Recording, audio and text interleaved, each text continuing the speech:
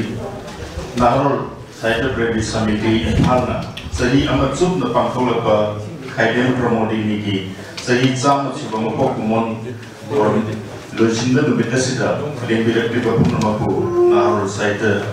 Premi Samiti ki Baki Taram No Seri Baki Katseri Limbirat Pipapumamapu Aya Badalogaraga Hormase Hodona Tanzadu Lobzege Nasi dignitary members organized the election bigetaba kai kumnazaraba president di pham lang the election bigetaba ngauroibam intermani president Nahol Sahitya Premi Samiti Imphal aduga chief guest ki pham lang the election bigetaba kai kumnazaraba kaithal lakpam punamani Directorate of Art and Culture Government of Manipur aduga guest of honor ki pham lang the election bigetaba Professor P. Navachandra, former Dean, School of Humanities, Manipur University. Hariba, Kai Kumnazaraba, Dais member of Nasina, Nasigi, Dais Pahom Landa, Lectin, Webina Bagidamata, Norona, let's say.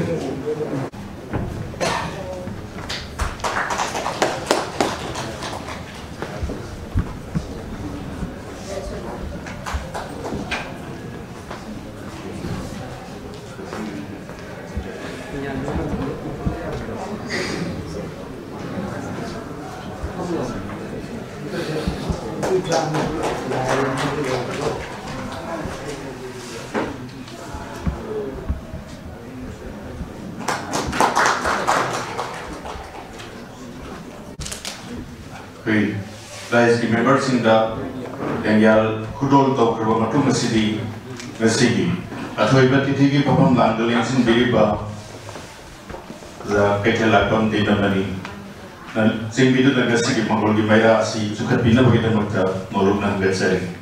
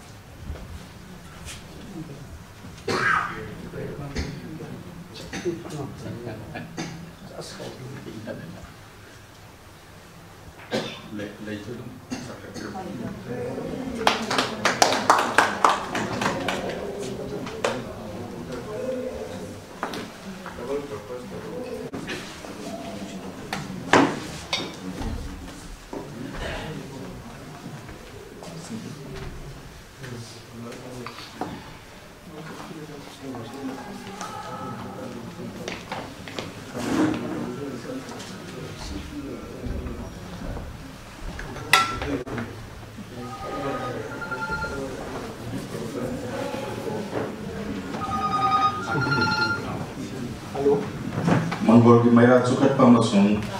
Lai Katpagi Thormasiga Loinana Lengberali Bakum Namabu Taram Nobok Bagi Warul Tambina Bagi Damakta Kauksinzeri Samitigi Vice President Sri Yai Mahauba Mayambu Taram Nobok Bagi Warul Tambina Bagi Damakta Noluk Nanggat Seri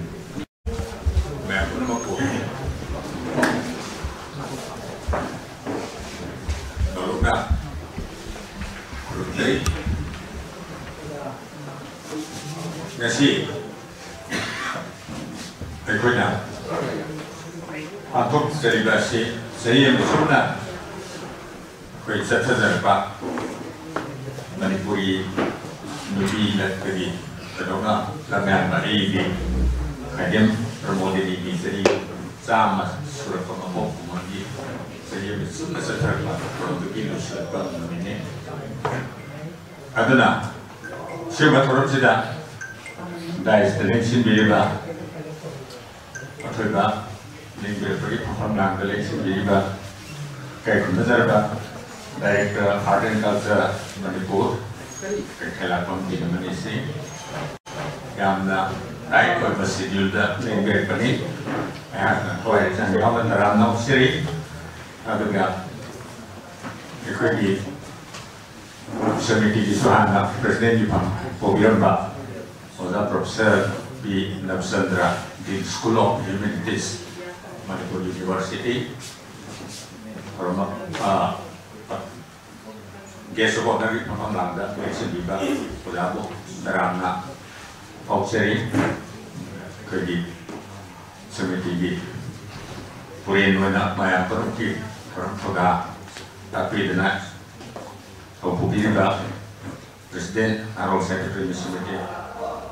오늘 나오는 인드람니 사람 옥세리 망가리 준비가 ngasi suba thoramjina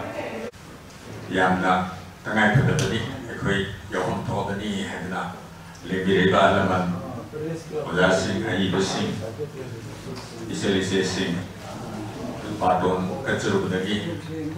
lebireba mayam punamko aina taramna okseri press ke lebireba sili nausin kagi ngasi thoramsi ka press meeting adama punamkuso taramna okseri ngasi akhona pakthokjari basi mayam da so do mane ko akhoi khara anemba ni yam wang bo phangda kakhat khiba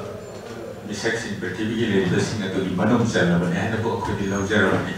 pramodini yam na wang na awang mong de hor panate adubo yam challenging oi ba da ma kan bi singi da di singi da da bi ko ko le sia de hai da ma ne am thona le na ai ba ko na ai bi ko na si ka ko bi du ko bi ma gi bi sing ma am le te gi tha ga da ni adana se sa so pa si da ko sa mi dina ko gi tho ma so de no e hai da na ma gi birth centenary celebration ji se gi su na ko na sinjabani samitiga yamna nakaba link ama leba sina akoina sagi no ji dai ni ko nubi sing ji bu si khata ya de hai ba ma kanna leba tu na ba wa ya ga nubi ai bi sing se ma siu tang miyam ma mangda puthok na ba hai bi wa thlon da na ro sai de pre samiti da khadi prabodini gold medal boy na han di ibiraman kat biraman asina ekoi samiti ki maka lene ki ba ana amang ki lene ki ba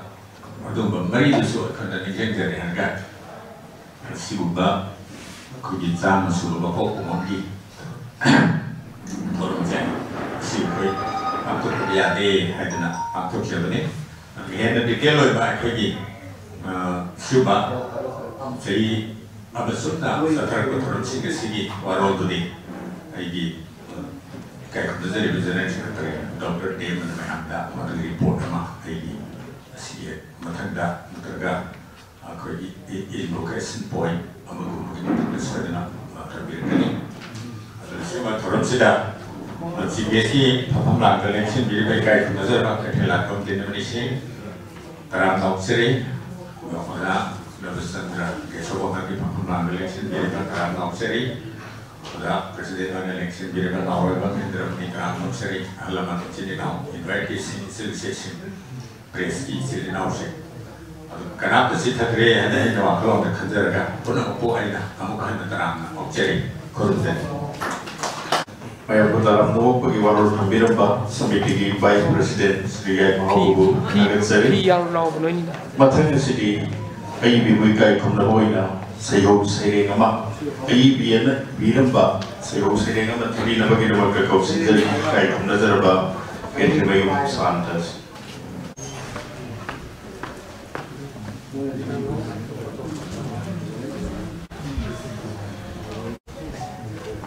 nasi ma kalim ka boni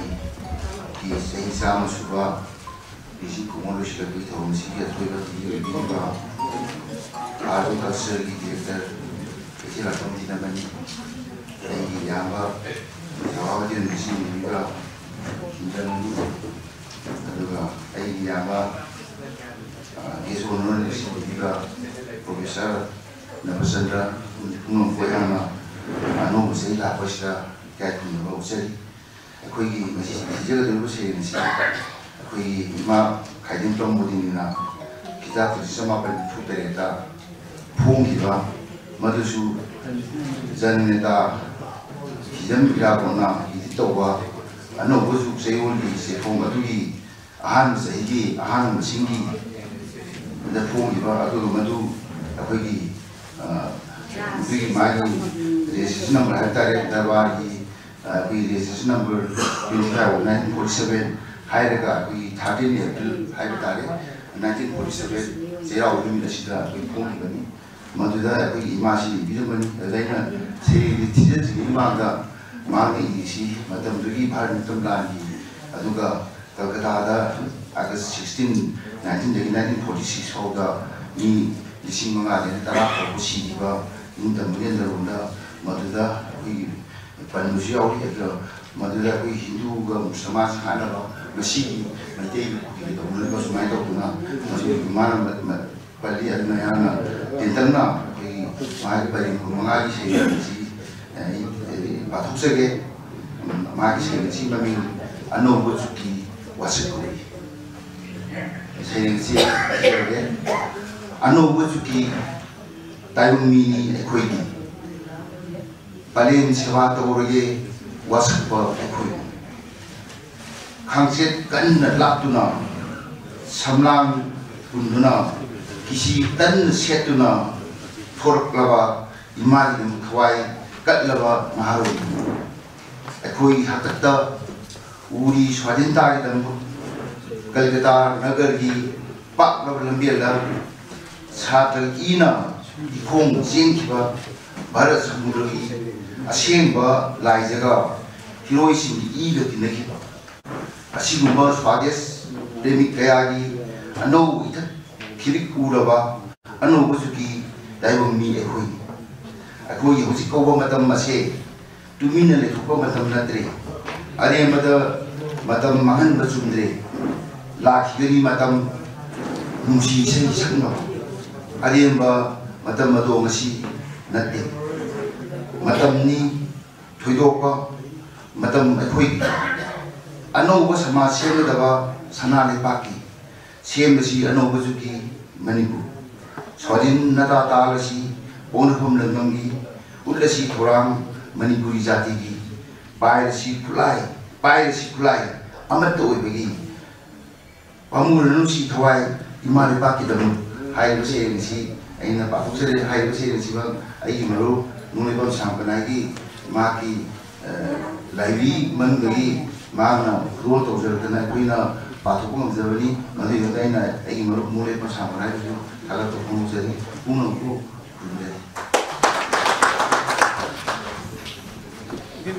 Hagasari sayo sari tibiramba Yamba Petri Santabu. Mathang City Narol Cycle Premi Samiti Gakan Navasipong, Wakal Sipong Rupegani, that is the member of the editor Geloidana, C. Wakal Sipong as he gets a base in the Pongo Pegani.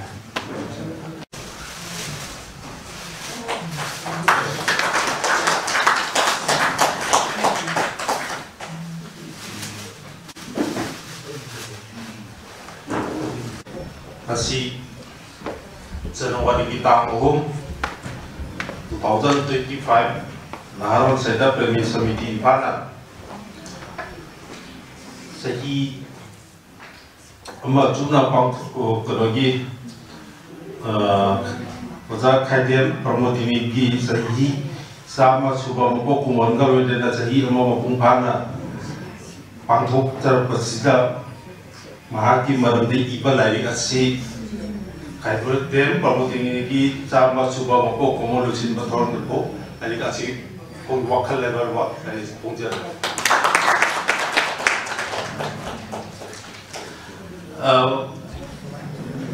Kadang tahu re, aje tabakara aje bermulai dari sebelum pemban batang dah aje kita pen hajaran ke, kadang pemban dari nubi ubi singgih berata strategi masal kaya ada, amasung lagi jamna iduna kudul tahu nubi amani, maham Manipur ki aham nubi gazetted officer amasuni maham na Manipur Gizingu Manung kaya satu na sapat orangi tabukta sam yarami Pramodini na akung bhagra pa matam sira ningthau ko gi lenga matam tu da Manipur da legi matam madu da amang asing yamna kanba matamsu oiki pipina lairi tambada chanaram de nupa sing phawada school degi halapada saigi iru chatrapati adi imunga jangan nade baramdi bigis singi matamdura bagi saksa manada ba marana sa chabuda saigi English tambani madu mangi haina longna bi adu nai bunga sangalam de madam tu da mati sana samasa tingo mayam de basu sana bi mayam de basu promo dimina sagi nupina skun ka ba ko ba lai tamba tingo basu mahal ki lai tang bagi wakan do school ka do na lai tamba ko ki lai tang ni da sel lai ta du na sagi awa ba kaya mayam lagi matam do Manipura la laklo matam ama wakil mam lai khara takhala paka mahal lai tamba tokpa taki adubu lai ba degi maharani ngami maharani na mahaki asam pasirfam loina putok pidunda kami maharani ki masan pi MK Binodini ka loina na napati tla ayata manki Binodini ayat itu BA pada amuk thapda pas tawal ngakide adubu mahaki dengan apa laitana thonga aduna isinga maga samapan jakai mari da BA pas tawki mahak matam khara uda oram maga matunda assistant development commissioner oina development department da thapun ki amasung lising kisab da lising maga samapan ga mafru tarukta director ki phomdegi resign tawki Pemudi ni saya jadi pasal kaya dah kutharami seorang lagi puni thoilo mahanga program ni AIB asinar Manipuri saya dah tamla khudol sing gidabak Manipuri saya persena English maka sama apa enggak modal mereka saya pusan upaji GP tu lekat neki English sing ani ke sunna adida writer of the year ada Manipuri supangki Sunda mahaki sokthapna idraba asu mahaki ki Manipuri saite da piramba contribution singduna makhan makha kya gi ya priduna ikai khuna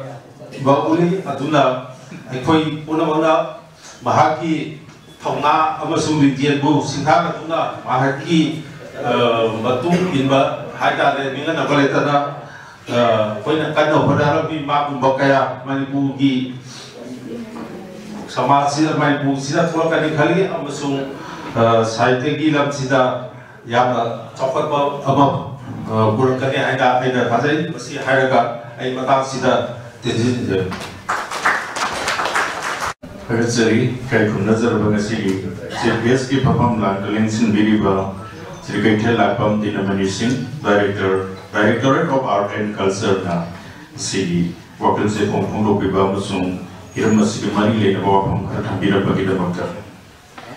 Matanga City, Pantok Libator Masigi, Maripsun report Karatambina Bagida Bakta, Nahar Site Premise Submitting, General Secretary Wagiriba, Dr. William Damon, report Tambina Bagida Bakta, Nuruna Koshinzari. Ensin Deva Kurumzari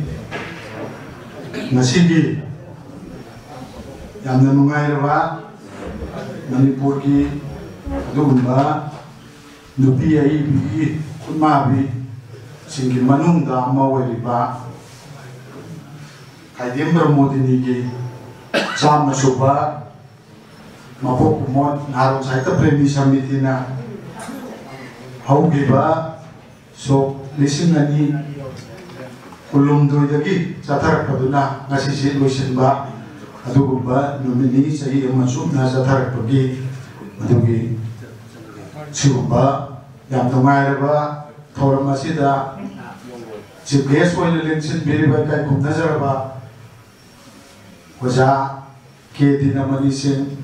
ikai kum nazar ba director art and culture gamero Manipur bu ahan pamakada ikai kum na bo chari ngai bu phongdok chari matangda kai kumdazaraba samiti hanasu president we biramba aduga Manipur site gi achomba mafam amsu kan biriba the School of Humanities ki din su ubiramba samiti ki hanagi president Professor Polem Nabachandra guest of honor ki mapam lamdaling sin biduna thoramapung phan biba ojabusu taramna okchari aduga loilana samiti ki president Naurolo Mindramani bu kai punda okchari aduga loilana mangdaling sin biriba Manipuri sahitya ki tongan-tongan ba sakon mayam ama amamampan bada sangai ro mayam tongan-tongan ba sahitya ki samstan sing ki Tobulel sing aduga Thomi sing punda mampusu ikai punda mucari aduga Tudoen ronga media ki sirinaw punda mampusu ikai punda mucari ngasi si Ekoi naron saita premi sabiti yang nungai ba tu benmit amani maramdi ekoi na hana mari saita da su dragasu wakan da khalla ga dilai ba do pangthok pangam da lak pa thaba ma choba thaba ma ko pangthok e ai na lokja ga di ngasi di kaidem pramodi ni khongul liba hongbo ga chap mana bani aduga masi basic oi ba adumba foundation dusu aina phange kanjai maramde koi ngasi puthokchari ba sigumba naron saita premi samiti ki UGC na masak khangbi ba aduga saita academy na recognize ko bi ba dumba wakal lai ba asin ngasi phong ngasi si special issue mo oina kaidem pramodi ni chamu suba mapok kumon loisin ba thauram da phongja base phongwaina puthokja ba masida aikoi pramodini kana anwai do khar mai khangaga ni masida article pramodini ki maramda iba article nipan yauri aduna yam dungai aikoi ngasi gi sigumba sahi ama chutna satar pasi haukiba sok lising ani kulum doida ko January ki tang ovunda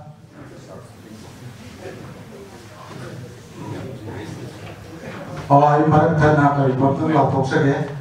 akoi sadi na manisi koi hanna koi ga program se longna raga su ngarang budak ki oiba chief minister secretary ta pungani da thuba meeting na ma ko padani yaw no ya ta ba aduna program ta distoket khala tawre adu sadi na manisi hojik gopong ki thabuk dana lembi krani masi dong to mayam na adu ma to bigani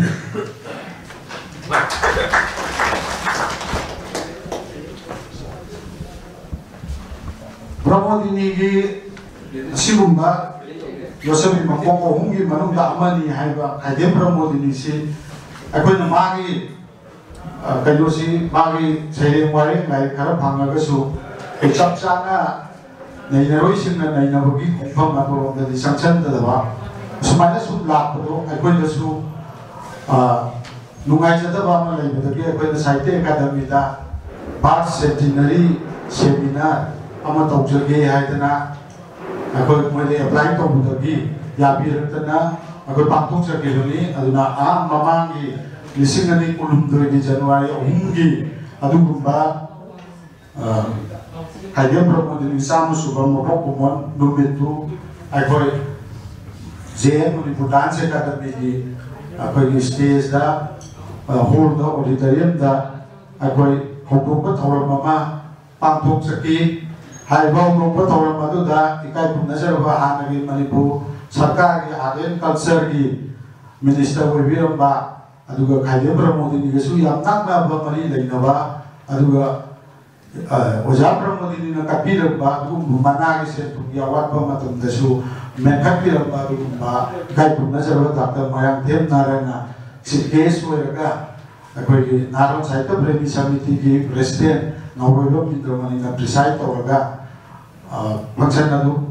hokokpa thoram pangthok saki haiba adu ba hokokpa thoram adu da ikai punasar ba ngasi su guest of honor ki bhamam langda lensin birgo oja professor Polem Nabachandra na kaidem pramodini na Manipuri saita da tawriba tawramba khudol haiba hiramda yamna marik sumba wapam thambidana yam nungaina ꯍꯧꯗꯣꯛꯆꯈꯤ ꯃꯁꯤꯒꯤ ꯃꯇꯨꯡ ꯇꯥꯔꯛꯄꯗ ꯑꯩꯈꯣꯏ ꯃꯅꯤꯄꯨꯔꯒꯤ ꯃꯄꯥꯟꯗ ꯆꯠꯇꯅ ꯑꯩꯈꯣꯏꯒꯤ ꯀꯁꯥꯔ ꯑꯗꯒꯤ ꯑꯁꯥꯝꯒꯤ ꯇꯣꯉꯥꯟ ꯇꯣꯉꯥꯟꯕ ꯖꯒꯥ ꯑꯃꯗꯤ ꯇ꯭ꯔꯤꯄꯨꯔꯥ ꯆꯠꯇꯅ ꯇꯧꯅꯕ ꯑꯩꯈꯣꯏ ꯍꯣꯠꯅꯖꯔꯝꯃꯤ ꯑꯗꯨꯕꯨ ꯃꯅꯤꯄꯨꯔꯒꯤ ꯍꯧꯖꯤꯛ ꯊꯣꯛꯂꯤꯕ ꯑꯩꯈꯣꯏꯒꯤ ꯈꯨꯗꯣꯡꯆꯥꯗꯕ ꯃꯌꯥꯝꯁꯤꯅ ꯃꯔꯝ ꯑꯣꯏꯗꯨꯅ ꯑꯗꯨꯒꯨꯝꯕꯁꯤꯡꯗꯨ ꯀꯦꯟꯁꯦꯜ ꯇꯧꯔꯒ ꯑꯩꯈꯣই ꯂꯥꯛꯈꯤ ꯑꯗꯣ ꯑꯩꯈꯣꯏꯅ ꯃꯊꯪꯗ ꯑꯩꯈꯣꯏ ꯁꯦꯞꯇꯦꯝꯕꯔ ꯇꯥꯡ 18ꯅ ꯍꯧꯈꯤꯕ ꯁꯦꯞꯇꯦꯝꯕꯔꯒꯤ ꯇꯥꯡ 18ꯗ PIBRꯒꯤ ꯑꯣꯗꯤꯇꯣꯔꯤꯌꯝꯗ ꯑꯩꯈꯣꯏ ꯃꯅꯤꯄꯨꯔ ꯑꯩꯈꯣꯏ ꯁꯥꯍꯤꯇ꯭य ꯑꯦꯀꯥꯗꯃꯤ ꯅ꯭ꯌꯨ ꯗꯤꯜꯂꯤꯅ ꯌꯥꯕꯤꯕꯗꯒꯤ ꯃꯈꯣꯏꯒ ꯑꯩꯈꯣꯏ ꯀꯣꯂꯥꯕꯣꯔꯦꯠ ꯇꯧꯔꯒ ꯚꯥꯔꯠ ꯁꯦꯟꯇꯤꯅꯔꯤ ꯁꯦꯃꯤꯅꯥꯔ ꯍꯥꯏꯗꯅ ꯅꯣꯡꯃ ꯆꯨꯞꯅ ꯄꯥꯡꯊꯣꯛꯈꯤ ꯑꯩꯈꯣꯏꯒꯤ ꯏꯅꯣꯒ꯭ꯔꯦꯜ ꯁꯦꯁꯟ ꯌꯥꯎꯗꯅ ꯇꯣꯉꯥꯟꯕ ꯁꯦꯁꯟ ꯑꯅꯤ ꯊꯣꯛꯅ ꯑꯗꯨꯒꯨꯝꯕ ꯄ꯭ꯔꯣꯒ꯭ꯔꯥꯝ ꯑꯗꯨ ꯄꯥꯡꯊꯣꯛꯆꯈꯤ ꯃꯗꯨꯒꯤ ꯑꯍꯥꯟꯕ ꯁꯦꯁꯟꯒꯤ ꯃꯣꯗꯔꯦꯇꯔꯅ ꯑꯩꯈꯣꯏ ꯏꯀꯥꯏ ꯈꯨꯝꯅꯖꯔꯕ ꯑꯩꯈꯣꯏ ꯄ꯭ꯔꯣꯐꯦꯁꯔ ꯋꯤꯂꯤꯌꯝ ꯕꯤꯍꯥꯔꯤꯅ ꯑꯗꯨꯝꯕ ꯁꯦꯃꯤꯅꯥꯔꯒꯤ ꯑꯍꯥꯟꯕ ꯁꯦꯁꯟꯒꯤ ꯃꯣꯗꯔꯦꯇꯔ ꯑꯣꯏꯕꯤꯈꯤ ꯑꯗꯨꯒ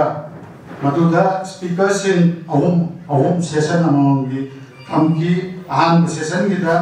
ꯁꯤꯔꯣꯝ ꯔꯥꯖꯀꯦꯇꯟ ꯃꯥꯀꯣꯟ ꯃꯅꯤ ꯃꯣꯡꯁꯥꯕ ꯑꯗꯨꯒ ꯀꯣꯟꯊꯣꯛꯖꯝ ꯑꯣꯖꯥ ꯕꯤꯖꯂꯇꯥ ꯑꯍꯨꯝꯁꯤꯅ ꯆꯦ ꯄꯥꯊꯣꯛꯇꯅ ꯑꯈꯪ ꯑꯍꯩ ꯀꯌꯥꯅ ꯃꯗ ꯏꯟꯇꯔꯦꯛ ꯇꯧꯔꯒ ꯑꯩꯈꯣꯏ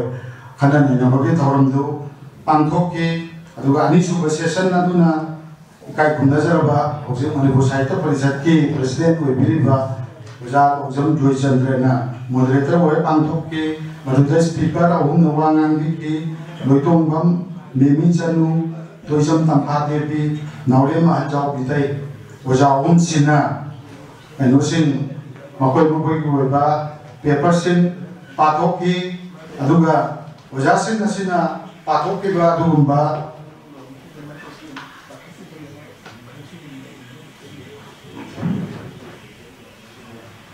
ꯔꯤꯁꯣꯔꯁ ꯄꯥꯔꯁꯟꯁꯤꯡꯅ ꯄꯥꯊꯣꯛꯈꯤꯕ ꯆꯦꯁꯤꯡ ꯑꯗꯨ ꯑꯩꯈꯣꯏ ꯁꯤꯔꯣꯝ ꯔꯥꯖꯀꯦꯇꯟ ꯁꯤꯡꯍꯣꯏꯅ ꯄꯥꯊꯣꯛꯄꯤꯈꯤꯕꯗꯨꯅ ꯂꯥꯏꯐ ꯑꯦꯟ ꯋꯥꯛ ꯑꯣꯐ ꯈꯥꯏꯗꯦꯝ ꯄ꯭ꯔꯃꯣꯗꯤꯅꯤ ꯍꯥꯏꯅ ꯄꯥꯊꯣꯛꯈꯤ ꯑꯗꯨꯒ ꯃꯥꯀꯣꯟ ꯃꯅꯤ ꯃꯣꯡꯁꯥꯕꯅ ꯃꯥꯅ ꯏꯔꯝꯕ ꯂꯤꯂꯥ ꯗ꯭ꯔꯃꯥ ꯁꯤꯅꯦꯃꯥ ꯁ꯭ꯀ꯭ꯔꯤꯞ ꯁꯤꯒꯤ ꯃꯔꯝꯗ ꯄꯥꯊꯣꯛꯄꯤꯈꯤ ꯑꯗꯨꯒ ꯀꯣꯟꯊꯧꯖꯝ ꯕꯤꯖꯂꯇꯥꯅ ꯂꯝꯀꯣꯏ ꯋꯥꯔꯤ ꯏꯕꯤ ꯑꯃ ꯑꯣꯏꯅ ꯈꯥꯏꯗꯦꯝ ꯄ꯭ꯔꯃꯣꯗꯤꯅꯤ ꯍꯥꯏꯗꯅ ꯃꯔꯤꯛ ꯆꯨꯝꯕ ꯆꯦ ꯄꯥꯊꯣꯛꯈꯤ ꯑꯗꯨꯒ ꯑꯅꯤꯁꯨꯕ ꯁꯦꯁꯟꯒꯤda ꯂꯣꯏꯇꯣꯡꯕꯝ ꯃꯦꯃꯤ ꯆꯅꯨꯅ ꯁꯩꯔꯦꯡ ꯏꯕꯤ ꯑꯃ ꯑꯣꯏꯅ ꯈꯥꯏꯗꯦꯝ ꯄ꯭ꯔꯃꯣꯗꯤꯅꯤ ꯍꯥꯏꯕ ꯍꯤꯔꯝꯁꯤꯗ ꯆꯦ ꯄꯥꯊꯣꯛꯈꯤ ꯇꯣꯏꯖꯝ ꯇꯝꯐꯥꯅ ꯑꯩꯈꯣꯏꯒꯤ ꯈꯥꯏꯗꯦꯝ ꯄ꯭ꯔꯃꯣꯗꯤꯅꯤꯒꯤ ꯑꯩꯈꯣꯏꯒꯤ ꯂꯣꯟ ꯑꯃꯁꯨꯡ ꯃꯈꯣꯡꯗꯣꯛ ꯍꯥꯏꯕ ꯍꯤꯔꯝꯁꯤꯗ ꯆꯦ ꯄꯥꯊꯣꯛꯈꯤ ꯑꯗꯨꯒ ꯅꯥꯎꯔꯦꯝ ꯑꯍꯟꯖꯥꯎ ꯕꯤꯇꯩꯅ ꯑꯩꯈꯣꯏꯒꯤ ꯐꯤꯛꯁꯟ ꯔꯥꯏꯇꯔ ꯑꯃ ꯑꯣꯏꯅ ꯋꯥꯔꯤ ꯂꯤꯁꯥꯡ ꯏꯕ ꯑꯏꯕꯤ ꯑꯃ ꯑꯣꯏꯅ ꯈꯥꯏꯗꯦꯝ ꯄ꯭ꯔꯃꯣꯗꯤꯅꯤ ꯍꯥꯏꯕ ꯍꯤꯔꯝꯁꯤꯗ ꯄꯥꯊꯣꯛꯈꯤ ꯌꯥꯝ ꯅꯨꯡꯉꯥꯏꯕ ꯑꯃꯅ ꯑꯍꯥꯟꯕ ꯁꯦꯁꯟꯗꯨꯗ ꯃꯅꯤꯄꯨꯔꯒꯤ ꯁꯛꯅꯥꯏꯔꯕ ꯑꯣꯖꯥ kaya ꯑꯩꯈꯣꯏꯒꯤ ꯑꯣꯖꯥ ꯑꯩꯅ ꯅꯤꯡꯁꯤꯡꯖꯕꯗ ꯑꯣꯖꯥ ꯊꯣꯛꯆꯣꯝ ꯏꯕꯣꯍꯟꯕꯤ ꯑꯗꯨꯒ ꯑꯩꯈꯣꯏ ꯊꯣꯡꯅꯥꯎꯖꯝ ꯃꯣꯡꯕꯤ ꯃꯦꯝꯆꯧꯕꯤ ꯊꯣꯡꯅꯥꯎꯖꯝ ꯃꯦꯝꯆꯧꯕꯤ ꯑꯩꯈꯣꯏ ꯑꯔꯥꯞꯄ ꯃꯣꯡꯕꯤ ꯑꯗꯒꯤ ꯑꯣꯖꯥ ꯑꯩꯒꯥꯄꯂꯥꯀ ꯁꯔꯃ ꯑꯗꯨ ꯇꯣꯉꯥꯟ ꯇꯣꯉꯥꯟꯕ ꯃꯤꯑꯣꯏ ꯀꯌꯥꯅ ꯃꯗꯨꯗ ꯔꯤꯑꯦꯛ ꯇꯧꯗꯅ ꯑꯩꯈꯣꯏꯒꯤ ꯈꯟꯅ ꯅꯩꯅꯕꯗꯨ ꯑꯋꯥꯠ ꯑꯄꯥ ꯍꯥꯞꯊꯣꯛ ꯍꯥꯞꯆꯤꯟ ꯀꯛꯊꯠꯅꯤꯡꯕ ꯀꯌꯥ ꯀꯛꯊꯠꯄ ꯁꯖꯦꯁꯟ ꯀꯌꯥ ꯄꯤꯔꯒ ꯑꯗꯨꯒꯨꯝꯕ ꯁꯦꯃꯤꯅꯥꯔꯗꯨ ꯃꯄꯨꯡꯐꯥꯅ ꯂꯣꯏꯁꯤꯟꯈꯤꯕꯅꯤ ꯑꯗꯨꯒꯤ ꯀꯛꯊꯣꯛ ꯀꯛꯁꯤꯟ ꯇꯧꯔꯝꯕ ꯑꯗꯨꯒꯨꯝꯕ ꯑꯥꯔꯇꯤꯀꯜꯁꯤꯡ ꯑꯗꯨ ꯉꯁꯤ ꯄꯨꯊꯣꯛꯆꯔꯤꯕ ꯋꯥꯈꯜꯒꯤ ꯑꯁꯤꯒꯨꯝꯕ 203 ꯁꯨꯕ ꯃꯁꯤꯡ ꯑꯁꯤꯗ ꯍꯥꯞꯆꯔꯤꯕ ꯑꯥꯔꯇꯤꯀꯜꯁꯤꯡꯁꯤꯅꯤ ꯑꯗꯒꯤ ꯃꯗꯨꯒꯤ ꯃꯇꯨꯡ ꯇꯥꯔꯛꯄꯗ ꯉꯁꯤ ꯑꯁꯤ ꯑꯩꯈꯣꯏꯅ ꯄꯥꯡꯊꯣꯛꯆꯔꯤꯕꯁꯤꯅꯤ ꯑꯗꯨꯅ ꯑꯩꯈꯣꯏ ꯁꯃꯤꯇꯤꯅ ꯑꯩꯈꯣꯏ ꯄꯥꯏꯈꯠꯆꯔꯛꯏꯕ ꯊꯧꯔꯥꯡꯁꯤꯡ ꯑꯁꯦ ꯑꯩꯈꯣꯏ ꯃꯈꯥ ꯆꯠꯊꯔꯛꯈꯤꯒꯅꯤ ꯑꯗꯨ ꯃꯁꯤ ꯌꯥꯝꯅ ꯑꯍꯧꯕ ꯄ꯭ꯔꯃꯣꯗꯤꯅꯤ ꯊꯤꯕꯒꯤ ꯑꯗꯨꯒꯨꯝꯕ ꯑꯍꯧꯕ ꯍꯣꯡꯐꯝ ꯑꯗꯨꯅꯤ ꯍꯥꯏꯕ ꯋꯥꯐꯝꯁꯤ ꯊꯝꯖꯔꯒ ꯑꯩ ꯃꯇꯥꯡ ꯁꯥꯏꯗ ꯂꯣꯏꯁꯤꯟꯖꯔꯦ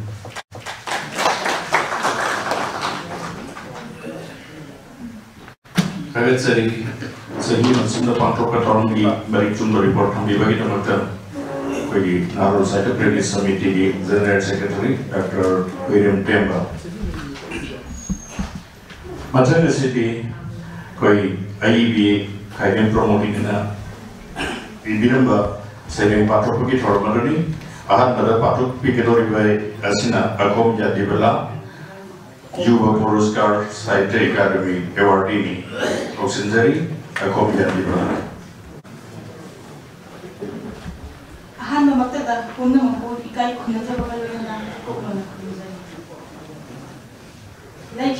Like dabi mingoy na hanggang tada pada kaidem pamuli na ilamba sayang amakag kudwal kumuzay. Sayang dabi mami kulak pagi tirda akong bisoren. Nung po magkay ngalaple uji kimaruk na kung laple. Lay pa hawi balay kolda pumula layamba lay sindo. Lega panna sakay haina bunna nantoy hazabagi ngamkai leitare mapui lekon khadri miku khuding taki pungja khuding sakhi matamna kana busungai bi korong hanbasu adu manga inung amamba yawratle korong hanba angan musu nomchuk jinga pangraple ngangan na bumaset kalwena sana mandu masuri mangana Lokmai khuding jaiba kai agi matik phajaba yengbagi penba naiba pukning thuna ninthiba matamni matam tanja asimaktada sabi sano anina tun thamang thasenki awang ba machi jingi tingdon tam khoilaba lambi gi tunin yengna moi miyamna le palem thoni khongkhada anina jenkheba asi kadai deno Kaidobano hangnawi amaga sabi sano anidi jeli kanna jeli awaba khangda makai jeli numit takrani mamladi thongam leki kanada thongni kadai chapani palen thongi thongkhong dale yingna hoibe tugi marakta amana makoi ani subu nupi jeli bahibula natraga bleki bot puiba oyuzala amana Bleki bot po gamande po masada kalinta yaude oya moida amana atudi makoi anisi chili ba haibisi kalino nubi amana nubi jemeni kambile dana amana atudi nubi do masayam na pai haini amana nang na karam kamiba adu boro mana nang khaba maji jingse chene kakatdo nupa devi mani hini haiba amadna Adudi mamone jilisi modegi sanapli jilijala amana nakona harido amatanati haigese nupi jinba jiliba sabi sano anido inung mamchila pala aduda khanare apumina koloi mapa melai isana ibema musibi sorenang ta komlai tazari pamuba kari yawa pamen didawa tapi yudo nanau la saudida apumbina atay kaisuna inung taina mamsilak pasida pai mapukning ase wada bangamdilo ipamaling khulapsugi marang salenda ahim nori amatan yarik si hayu hangen nangu pamuba manjakari wanami nanau ubi aidi hangen kada ngasi phaw kajarati Pamubana haibada injari sumpai haibado yazagadi yawamata hituksal makoi ani sangai ipa kulak pagi suma mata lepi kambrangana matam aduda ipa kulak pagi kali tauri mangkom khanjeng langda tham tongjeng thabung phan samu khutna sagai pan Payasi khulak pagi mieng sakhailure ani duda mikuk khara samtik yenglaga jingoi pahol pari madam banba imo madam banbi nakhoi anina ipar delakadi kari thawina pawdomodo napa khulaba imonda apumbi nongna mako no tharap tamna banthau madai pai bumo ngasi kogano lenda napari namo anina banthau sumak nathau bonsida lepzabadi atai kari thogi nattido inung taina mamsilak pasida khullang pa khudong charoi kan panthaugi da ngasi inung simatan kulakana inung simatan aigi da yarike asinatra nakoi anila jingoi busibo ani mani panthau kulakana ipagi da labadi adu ada thibaya ro nungai taba thikati aigi mongba sanglen nusida ngasi inung asimadi yare khiba tare dana changu pari imo anima sanglen nungda nama kulapi lerami inung mamba lusila gadori mangalam daya uble matam taza swaida anina leba kada juja marang tori siat sa duk dak mukon tari kulapa ipatani matani anido jari pawon sat thungi na dei kanguna anido tumina mapanda yam sintuki khong thang khol de tabda hi kalino haidene yagai kulapa kami kattagi kumthari anina leba ka sangi yengi dayamde kulapa thinde lawai anina sakhibe kun kulapa gi thela tamba anika phi semdana sagem pambong na godobai sem chaba ure ubade jingoi mapau lawai kulapa hai tamba na ko tarbre ai gi yawase ngarang inung dam yarik chage iran sangle nunda emo madam manbi ama pugna samke budu nahak natabraya achacha karino he apumbi na papunji mani panho nupi nati nupani mana nupi chabani mana ehumi nambani adugini ekoi ani sayem pambo ngana doribesi kulapana nangji ado kari nama adu thaiba mai thaladi sayem jaina ba pambo ngana ba taredana phai aduni nupam cha thokadabini ipane rempi oigeni kaimita nangsa thigani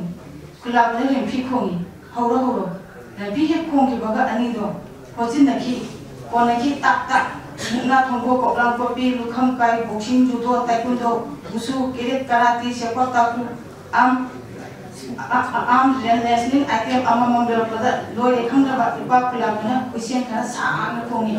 asumna sayeng thanare pambong ngare anido ipa kulabna apya oduna pung amaro phajilare mokoi anina langnara iba nopok jingkhai lalumba koro hanba anganba yakare tabuk tale nangana bo masuna leten koro hanba khala saurup tawna mieng sakare mieng do ubde mi pa ki tamba anido kuna bo phule thudale uru le hagana le pam dana barem bada hagana thadane dham khompham surila onthaki anido a lokhada jigjeta masak ukidi ipakula bari yang thaki lokhada kadayo kare anido wakal mang phai yogdaba anido khulapagi mitna ubu khangkije siramani anido othok kare jani he naha pakhang pamuk kedako wakhan khangtok khaliko misi mathong phuttiko adu budi naram ta adana misi mathong chadabani ko ai sale haram laga khusial samna huis khong laga khulapa mayum mo maran tamki kuno Kevin Sari Sigi Zuba Puruskar Award Scientific Academy New Delhi Mirabi Akom Janti Balad Mathanga City Thorpi Manung Channa Sababati Degaya Balogzaraga Ngasigi Guest of Honor Gi Phapam Lang the Election Biriba Kai Kumnazaraba Professor P. Nabachandra, former Dean, School of Humanities, Manipur University. Guest of Honor Gi Warol Thambi Nabagede Mutta Noluk Nangat Sari. Ngasigi Haron Secretary Shamidina Chinjaba Jaya Matu Pamprakpa Kadir Ramudinigi Jam Suba Hokmon Lushin Magi Ngasigi Secretary Ba Poem Germany Ngasigi School Function Sibu Kumpana Ba Lingin iba yung lanay ki tete asi pato medyo tarong kaya asibu kung nabiran may hari ka kasi dito ang set sa uyari gabi adi aro na lupilat tagi sita ngayon rabi Manipuri lupi ay busing sige ꯑꯩꯈꯣꯏꯅ ꯌꯨꯁꯦꯐ ꯃꯈꯣꯡ ꯑꯍꯨꯝ ꯍꯥꯏꯔꯒ ꯌꯥꯝꯅ ꯈꯪꯅꯔꯤꯕ ꯄ꯭ꯔꯃꯣꯗꯤꯅꯤ, ꯕꯤꯅꯣꯗꯤꯅꯤ ꯑꯃꯁꯨꯡ ꯊꯣꯏꯕꯤ ꯗꯦꯕꯤ ꯑꯍꯨꯝ ꯑꯁꯤꯒꯤ ꯃꯅꯨꯡꯗ ꯇꯣꯞ ꯇꯣꯞꯄ ꯃꯐꯝ ꯑꯃ ꯀꯜꯂꯤꯕ ꯑꯗꯨꯒꯤ ꯑꯏꯕꯤ ꯑꯁꯤꯒꯤ ꯆꯥꯝꯃ ꯁꯨꯕ ꯃꯄꯣꯛ ꯀꯨꯝꯑꯣꯟ ꯑꯁꯤ ꯌꯥꯎꯗꯕ ꯌꯥꯗꯦ ꯍꯥꯏꯅ ꯐꯥꯗꯕ ꯌꯥꯗꯦ ꯍꯥꯏꯅ ꯂꯦꯞꯄꯤꯔꯤꯕ ꯄꯨꯝꯅꯃꯛꯄꯨ ꯄꯥꯡꯕꯄꯨꯅ ꯄ꯭ꯔꯦꯃꯤ ꯁꯃꯤꯇꯤꯒꯤ ꯃꯥꯏꯀꯩꯗꯒꯤ ꯁꯤꯡꯖꯦꯜ ꯂꯥꯡꯖꯔꯤꯕ ꯃꯥꯏꯀꯩꯗꯒꯤ ꯑꯩꯅ ꯀꯣꯛ ꯉꯥꯡꯖꯔꯤ꯫ ꯉꯁꯤꯒꯤ ꯊꯧꯔꯝ ꯑꯁꯤ ꯌꯧꯅ ꯃꯄꯨꯡ ꯐꯥꯒꯅꯤ ꯍꯥꯏꯕꯁꯤ ꯀꯌꯥ ꯊꯥꯖꯔꯨꯗꯕꯅꯤ꯫ ꯑꯇꯩ ꯌꯥꯝ ꯁꯤꯟꯅꯕ ꯁꯤꯒꯨꯝꯕ ꯃꯐꯝ ꯅꯤꯡꯁꯤꯡꯂꯛꯄ ꯍꯣꯠꯆꯔꯛꯄ ꯂꯩꯕꯁꯤꯅ ꯑꯗꯨꯕꯨ ꯑꯩꯈꯣꯏꯒꯤ ꯃꯥꯡꯗ ꯅꯤꯡꯁꯤꯡꯕꯤꯔꯤꯕꯁꯤꯡ ꯑꯁꯤ ꯃꯅꯤꯄꯨꯔꯒꯤ ꯃꯁꯛ ꯅꯥꯏꯔꯕ ꯑꯗꯨꯒ ꯃꯤꯑꯣꯏ ꯉꯥꯛꯇꯅꯤ, ꯏꯕ ꯃꯌꯥꯝ ꯄꯨꯝꯅꯃꯛ ꯈꯪꯕꯤꯔꯕ ꯉꯥꯛꯇꯅꯤ꯫ ꯃꯇꯤꯛ ꯆꯥꯔꯕ ꯑꯃꯃꯝꯇꯪ ꯂꯦꯡꯕꯤꯔꯛꯄꯗ ꯊꯣꯏꯗꯣꯛꯅ ꯁꯚꯥꯒꯤ ꯃꯇꯤꯛ ꯃꯒꯨꯟ ꯍꯦꯜꯂꯒꯗꯕ ꯉꯥꯛꯇꯅꯤ꯫ ꯑꯗꯨꯅ ꯃꯌꯥꯝ ꯄꯨꯝꯅꯃꯛꯄꯨ ꯃꯁꯤꯒꯤ ꯁꯤꯒꯨꯝꯕ ꯐꯪꯁꯟ ꯑꯁꯤꯗ ꯃꯄꯨꯡ ꯐꯥꯅꯕꯗ ꯂꯩꯕꯤꯔꯛꯄ ꯁꯤꯒꯨꯝꯕ ꯃꯤꯑꯣꯏꯁꯤꯡ ꯑꯏꯕꯁꯤꯡ ꯑꯁꯤ ꯎꯖꯕ ꯐꯪꯕꯁꯤ ꯌꯥꯝ ꯐꯕꯅꯤ, ꯌꯥꯝ ꯅꯨꯡꯉꯥꯏ꯫ ꯑꯩꯕꯨꯁꯨ ꯉꯁꯤꯒꯤ ꯊꯧꯔꯝ ꯑꯁꯤꯗ ꯆꯨꯝꯅ ꯇꯥꯖꯕ ꯂꯥꯛꯄ, ꯁꯔꯨꯛ ꯌꯥꯖꯕ ꯂꯥꯛꯄ ꯑꯁꯤꯗꯁꯨ ꯅꯠꯇꯅ ꯃꯌꯥꯝ ꯃꯃꯥꯡꯗ ꯀꯔꯤꯒꯨꯝꯕ ꯈꯔ ꯋꯥꯍꯩ 5-10 ꯑꯩꯅ ꯍꯦꯟꯗꯣꯛꯆꯕ ꯑꯩ ꯐꯥꯎꯖꯕꯗꯨ ꯁꯤꯌꯥꯔ ꯇꯧꯃꯤꯟꯅꯕ ꯍꯥꯏꯗꯅ ꯇꯥꯛꯄꯤꯔꯛꯄ ꯃꯁꯤꯒꯤꯗꯃꯛꯁꯨ ꯁꯤꯟꯕꯤ ꯂꯥꯡꯕꯤꯔꯤꯕ ꯄꯨꯝꯅꯃꯛꯄꯨ ꯊꯥꯒꯠꯆꯔꯤ ꯐꯣꯡꯗꯣꯛꯆꯔꯤ꯫ ꯑꯩ ꯊꯣꯏꯗꯣꯛꯅ ꯄ꯭ꯔꯃꯣꯗꯤꯅꯤꯒꯤ ꯃꯔꯝꯗ ꯌꯥꯝꯅ ꯀꯟꯅ ꯊꯤꯖꯤꯟꯗꯅ ꯈꯣꯠꯆꯤꯟꯗꯅ ꯌꯥꯝꯅ ꯈꯪꯖꯕ ꯃꯤꯁꯛ ꯑꯃ ꯅꯠꯆꯗꯦ꯫ ꯁꯤꯒꯤ ꯂꯝꯗꯗꯤ ꯃꯅꯤꯄꯨꯔꯤ ꯑꯏꯕꯤꯁꯤꯡ, ꯁ꯭ꯀꯣꯂꯔꯁꯤꯡ, ꯃꯔꯨꯑꯣꯏꯅ ꯅꯨꯄꯤ ꯑꯏꯕꯤꯁꯤꯡ, ꯅꯨꯄꯤꯒꯤꯗꯃꯛꯇꯅꯤꯕꯨ ꯍꯥꯏꯔꯒꯗꯤ ꯄꯥꯝꯕꯣꯝ ꯊꯤꯡꯗꯅ ꯈ꯭ꯋꯥꯡꯗ ꯈꯥꯡꯆꯦꯠ ꯂꯥꯛꯁꯤꯟꯗꯅ ꯀꯗꯥꯏꯗ ꯀꯔꯤ ꯂꯩꯔꯤꯕꯒꯦ ꯍꯥꯏꯗꯅ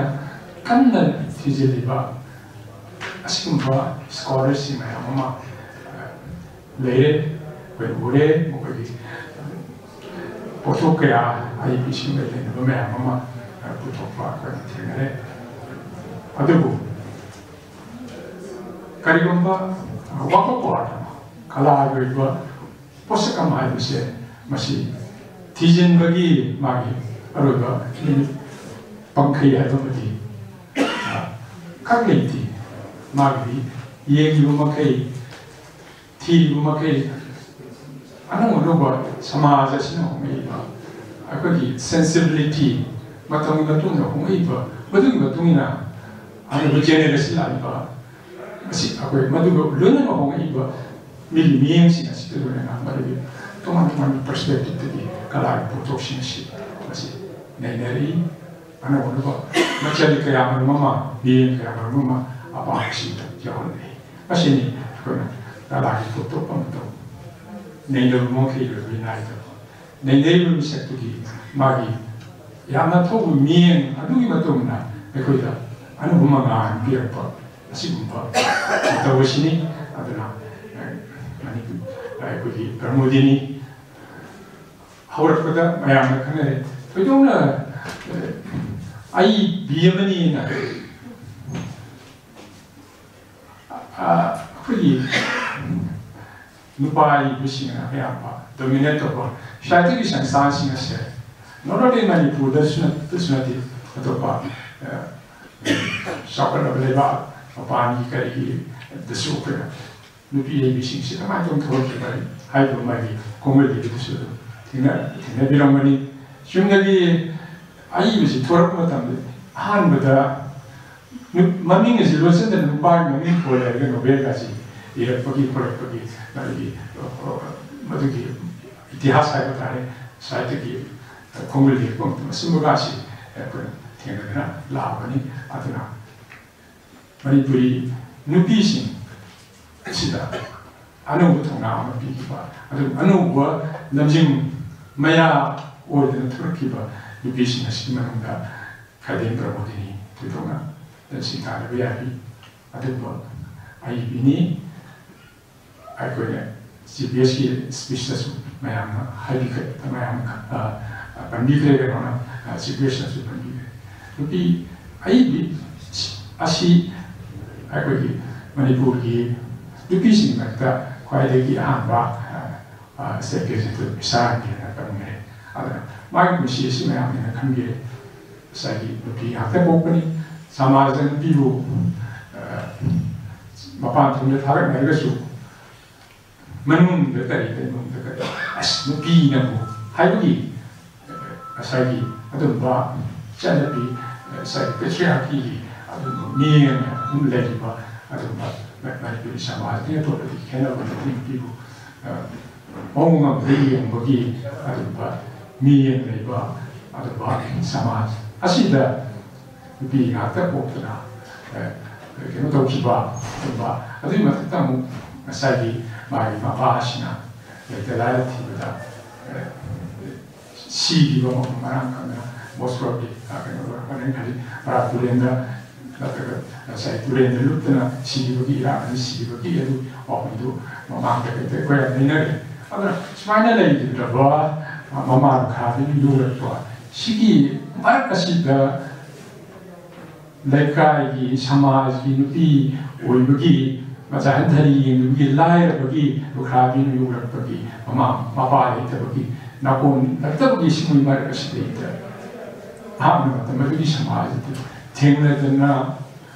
아주 매화나 마야마 쟁내들나 많아 도르키와 아시고봐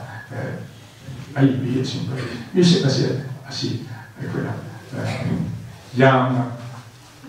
내년이가 알고 아이 그 시에시막 지금여기 말이 시에미로 갈라기 시에시가 시되기 마이 그 시에시막 나주 얘나 운행진시 알고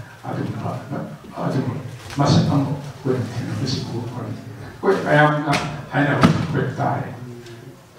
아시아글라이 부시는 토입을 팩 싱싱 하시나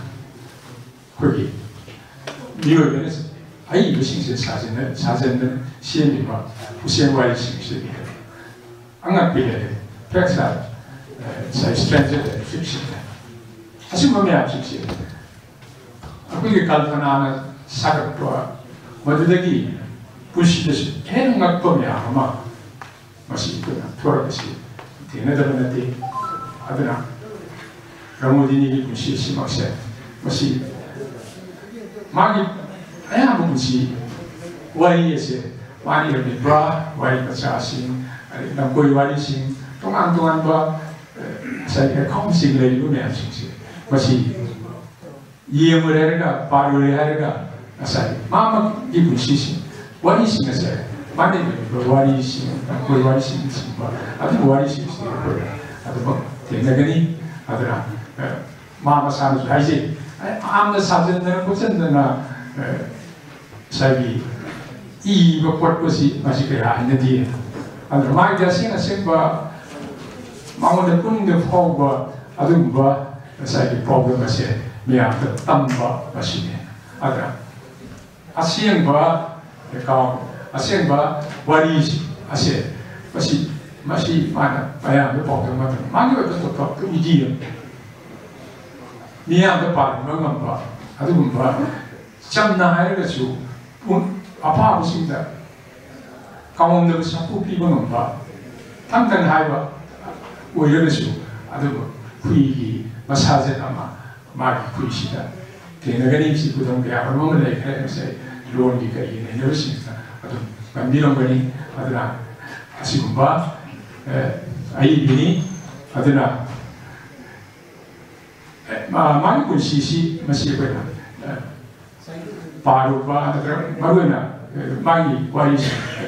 많이 군시가 사고나 봐 타고나 봐 와이시면서 마시 바로 같다 거기 라모디니 라이트 까이 하고 시작을 또 이렇게 해서 다시 뭐 방문이 아와봐 구동자다가 부시들한테 어렵다가 아주 그래서 미월이 마음으로 정신 답해야지 대내다가는 야디 아들아 아침부터 대내마시다 시간을 돌아보세요 마시다 마기 살되기 보통시 갈라리 보통시 하시 근데 아무리 이해가 못한다 해나 보세요 해나 봐 어떤 것들은 무슨 뭐냐 시간씩 무슨 때문에 아니나 당시다 거기 이바나 하이브 아시아는 참 어떻게 설마 아니 뭔지 안 시작이 그러면 아니 때문에 다시 마시 막히는 단계가 시간 짜는 많은 거 야기고 우지가 마기 뭐 hom만 시대 마이는 뜸드는 데가 맞다 그런데 바이브는 마이도 마카라 카르도 아니 둘이나 마기 사기 둘이 코는 것이 보다 내지 각바티 둘이는 농아지 없이 레트는 지연도 라비다 제타부터 농 아무런 게 아무런 때문에 레파레트는 이라고 고별로는 지연적으로 모두 지기야 둘이가 바바니 무시 exhibition 사기 그리고 뭐마나 뭐 홍만홍시다 뭐하는 뚱들에 그러니까 릭스 고통 티버 아무도 모두 되나잖아 모두 되나는 또 뚱들에 뭐 사이 고통 티도 기름도 다르거든 아디야다 많이 막하다 뭐하는 파이 부기 뭐하고 닝도 뭐하고 cara mai to no pa de ni ta no ngai se ko ni ba ris no ora pu si si ta ko de pa ra ma ta tu ta ni no pa ra tu tu nei mai to ma pu ri su sa ni isien la mi da le ba ting ma ka ma se te na ba ba du ma ta tu ta tu ri ni mo gi ma to si su ko ma ko ni pa mo di su apa no ka ma ko si ta na bi da ko ka 시원 매양สิ่의 세, 시각시 아이 좀 하고 싶은 것이 아이 반에 이네 때문에 그냥 또 이네 아도 간암주에 들으셨다 어디 아도 그래서 이네라고 돌아가는 미네 강비도 아이들 기회 아이 이견이 때더니 이견이 뭐 보시면 빨리 아주 막이 본인도 하고 그랬더니 에너지가 되는지 아이 마찬가지 다시 티가다 버리 바로 우리 함수 발 레이 마이 와이싱 마이 저니 싱시다 거다 그냥 지내려오니 많아 트레이닝 샷들이 프로페셔널 나 사이트를 쓰는 그 비리와 자민이 순대과 하시 남라고 어떤 그 건강한 것도 많이 트레이닝 샷 주세 티는 기분이 와이 아마 레이더니 어디 한시 어디 바로 되는 것 같아도 맞다 자는 것도 있어 둘이 하면 나봐 어디 나 바탕 거는데 트레이닝 스테이션까지 여러 번 할 거기 가시 마시 바로 뭐 혹시 말지 바로 또 보니까 바보요 마시 세르세들이 오픈해서 바로 말이 바로 같은데 공감기가 이게 와 나시 되는 거든 마두고에 나이 건 몇들이 거야 주마 마기 와리 생세 마기 보시다 되는 거 아니면 세 오픈해서부터 와이 fik신나도 방이고 마두기 누가이도 뭐도 비로디 프로모팅이라고 해요. 제 Agar sering kai kumnajar ba uza Professor P. Nabachandra Singh, former Dean School of Humanities, Manipur University, Marikjungwa, Tangira Bagida Mukta. Mathan city koi kai bina ibiram da sering pana Bagida Mukta ko sinjari ai ba laisam modern mako city sering abina Bagida Mukta ko sinjari.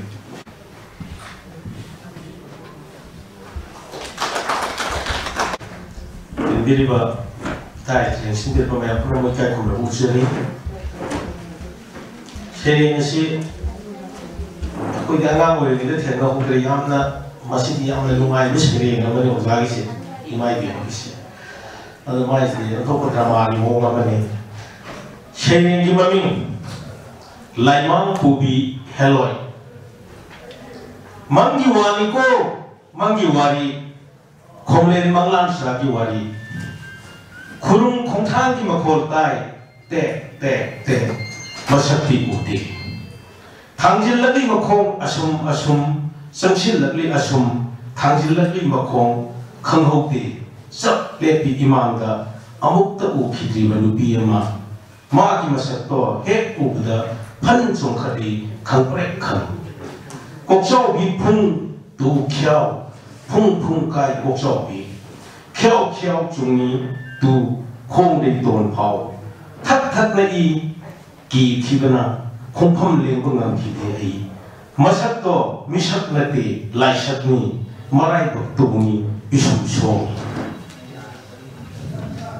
mamit ado koilaw nei hizai saru polang ni yangang bito sajat na kuusu kudon hai makong kongda di kurung kongda ni zat pada makong kurung leita di masam cara nei samdon mangi mana mamit to kha nei ai bu yot ke ai mali mana engon di yeng du urga ai hak kumang anapi kami tu se khyau khyau sumi lawai di sam chap chap ngai hak masu isu tumin kalimat terling mengamdre ai di masu isu wa amat ngang di ngai hak asum legar begitu da makut ani ado ting thorai mai khusra tara do phanbo laduna khusra sing ado angat pani saru ngaka mathong ni haiba amat te yauti saru khutuna ai di mai mapana koina uru leiraga ayak khonjel ma hai yengo aingon mun ne yengo taw ai wa hai ke mun na taw adu dagi pot masa masik na yam na chen na puthori mai tharak tagi utle aingon da pot adu pai duna ma na hai ri yengo urabra se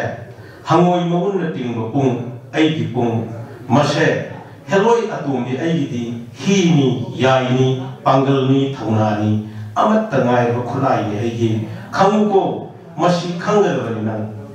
pungkhol semun na taw ai yei ke saru khutune yei tung tang ma gi pungkhol adu ta da hana dei amuk he ne kisila i ai thak thak no i sing khai bum ni i makha ta na ma na hai i khanglabra ai ne pung asi yei da ai gi hangoi mo gi pung si yei da pung asi gi pungkhol he ta ga nang lepham sa khong khong le da tahu ina heta cel kanina khangu aina haina nang indredna adu waibudi hanna yegini pung leptani yegini tung tang nangna lamjau du pung fi set nasamna na ifa imot hiku ma du ko sen angau bigum setkani angau bigum aduga phangdri phau ai ko thi thirakani wahi khibi ase hairom laga khanghaude swai mangthok khren bido maikai ka dum chat khiba khanghaude ai kokchau phung kai lawai shakli shaga kai ai gi haksang humang tingdam wan thai lemai de dom mi ko khangthok wakhal khangla da ai gi haksang inglam le isha su humang so mahi chelam le kari mangla no kari matok no khangmang khide thela wakhal na ai gi lam phangki de kari nungi manglu ba ai gi mangla maduda ukhibu bido sathi kheda magi miyeng aduna khahiba haina khidreda bisam ani aduna sukliba mapa mayam duna jom oiramni soidna oiramni akoksa matau amani mawong amani mata amani hang tamheide ko makumang thank you Matansina kuang kairakpam beren project ayibani koi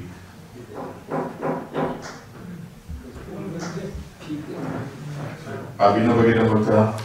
orang kau sendiri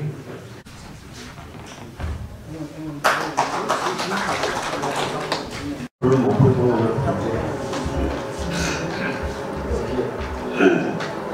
Mari nak kita nak sih, kita patut cek. Tabung kincin karpa sih. Tabung kincin karpa samudi miam nak sarasan. Ngareng negeri, jadi pan. Punin nilai mana pan, punin nilai mana pan. Tabung mereka garam ni ama. Tabung mereka garam ni ama. Samarak ngamarak mi maram ama. Samarak ngamarak mi maram ama. Uri miamna, yuneri miamna. Mira sara karino hamlori.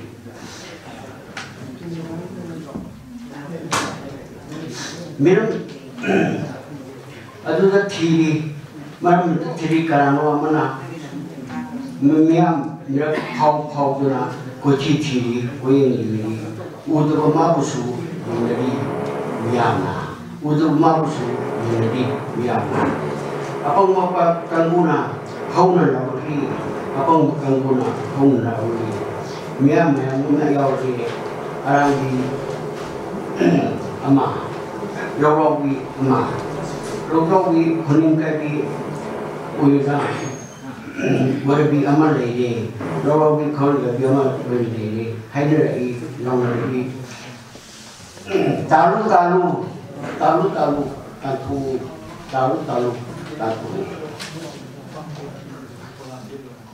heloi lebih heloi masuk hande jeli tiri masuk hande jeli tiri mana tiri misado pangri Jenti bani nathukduna mai makutagi Jenti bani nathukduna mai makutagi lakjaida kar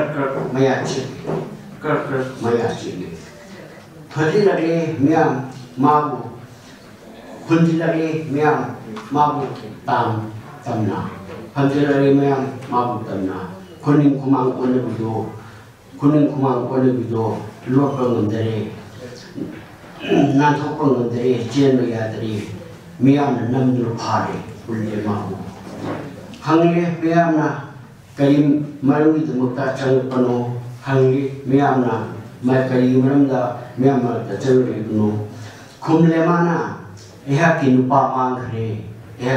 mangre makhong khuya ship nan kharni makhong khuya ship nan kharni ina thamingna irene thokula makhong khuya ship nan kharni makhuya pa makhong thangmun daba nupa do miam rasidaga lerogi mahakto ai buru bani pibiro mabu pibirodi ai chapang roi mai chapang roi kuning kumang onabi logawi kuning kunang onabi logawi mingrak chamar jabi urdo heloi do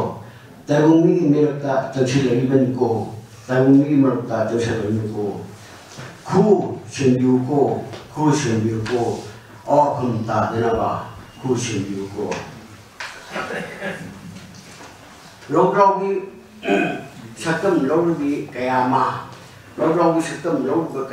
jadi beni, sana lamdau yang tersida. Kunet kandung abai bitong, sendiu ko. Kusendiuko, patangnya, berkongsi kerja. Perseri, wakai kakak, direktur ibu, patang sidi, kai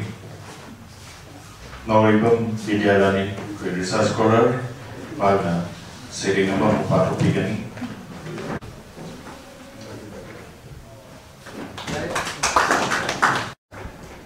Ahanba maktada daista lingsin biriba aibu tapi tambirapa wazasing amadi pumna maku ikai khumna ucaba galoinana ngasi wazapar modini gi sayeng amakhaktang mayangi mafam dai hana ran thukjari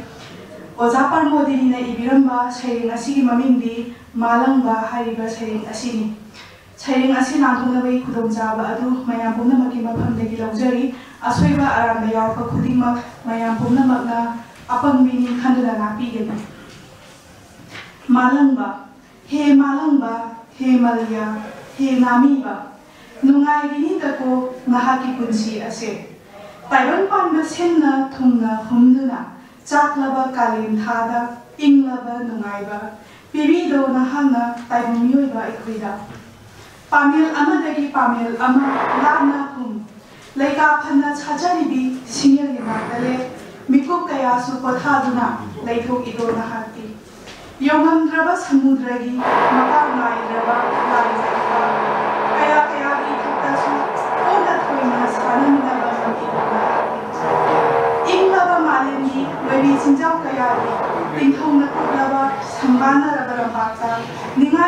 खंडना लेकोटी नहाते इकाई थारबी उनकी सानम नहासिंगी पामुना थंजरीबी साइनोंदा हुमलुदुना नुजा सिंदा इकाई बपीबीदो नहाना कालिंदी सारबा नुंथलगी नुंसादा लुरबा इपाग्याइदा चातारीबी नानु थंगोगा लोइना दुना हराउना सानमिनाइदो नहाते पालेंगी नमदंदा सानजरीबा जोम फंदुना अंगांग नवा कयादा लिरी हुमदुना नहाना खोमलेंदी का तालहलिदो नुगाइना नोमदोन अतिया थक्ता चिंगलेमना पाइजरीबा लेचल मपै कया बसु खंगहौदना माइकई सलाई खंगदना हुमदुना पुबीना हना चाकलबा लेकम लागी लमदमदा चतुनाबु हुमदुना हुमदुना सेमलेना हना लेमोइगी फजरबा नोंलै कयाबु थाबल फारबा अहिंदा चाउथोना साचबी थाबल लेगी लेनमबु लोमना हुमदुना पुरगा पीबुदुना सानमगी थमोइ मराम हौहलिना हना मालंग बनंगी खुमदोई लिरी वाइबना थारक पतंहा खुमलक पसउम फंगबदा कवि पुनिंग खोइराना मालंग खुमदोई इंजन पलेन पंथो खंगदबा मपारी गुमना भांगा कंगाउनदुना लेरिबा हे मालंगा नुंगाइनी दको नहाकी पुंसी असे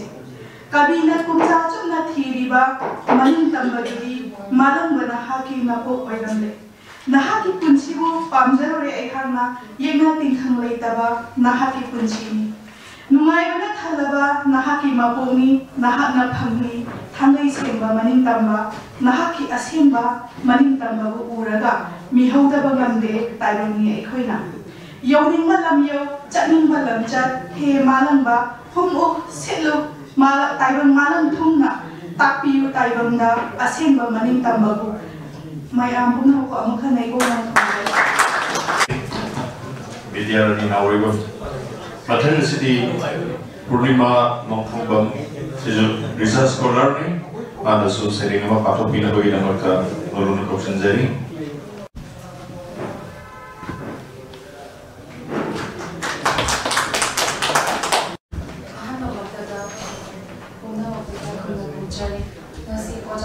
प्रमोदिनी चाही साम शुभ मबुक कुमोदो शिल्प थवरनो मारिलेना नापाम फेपसिदा आइबी मथामना बिरम सहे कनागी खोंजल न हागसी मयादि मफमदा लांथोचरी सुनिबलान प्रियार सुबुन मनना कनागी खोंजल न हसित ताखी कदोम दनो कैदनो कनागी खोंजल न हनबिरउ अमुता ताजनिबना खौरांगसे तहनबिगबा तारकले अमुखन्ना मीरबा खोंजली ओ कयादा खोइदुमना नुशिख्रबा खोंजलो थाबल फरबा अहिंसिदा चिकलबा तामलबा लबुक्तगी चिंगादगी थाबलबा तारकलिबा खोंजलसिबु कनागी खोंजलो हंजरी तत्तना तांतकनरबा थमोइना अदुमै बिशपाइबंग सुमना खोंखिबा ब्रजबिंदावनगी बांसीदुरा नत्रगा नुसिका बिकमलगी अहिंगी चेका तामागी खोंजला कनागी खोंजलो तत्तना हंजरीबा तांतकनरबा थमोइना ताकपिरमुगबा हे लोंदमा बतांगसिदा शैली Agadzari Matana City Wainam Chitarajan Riboke Serenoma Pathovina Waita Makta Baluna Kosinjari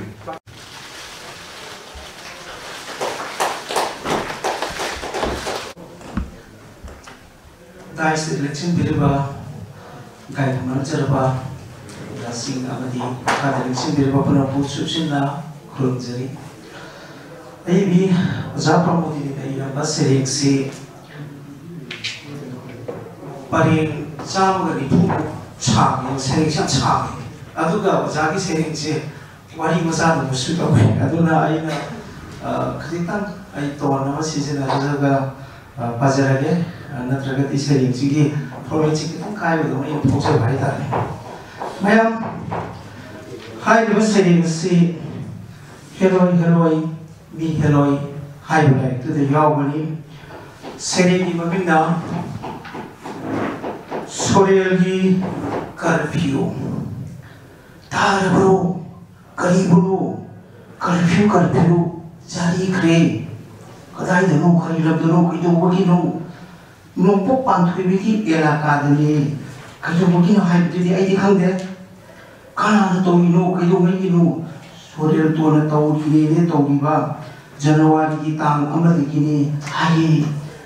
까이기네 하이게는 그림도 따들고 니가 하이러버디 소노도 다마 홀리부터 짤미 하이 마두다 소렌 돈디 야호들어봐 마두다 마야나 사람만이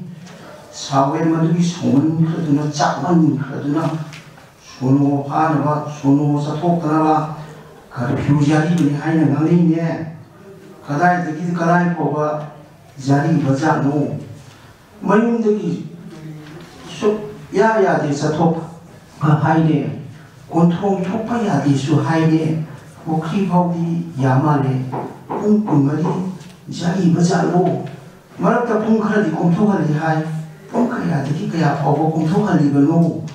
하이디 뿡따라마투이 막하이득이 누미중가 뿡 아마 막하이 파고 하다니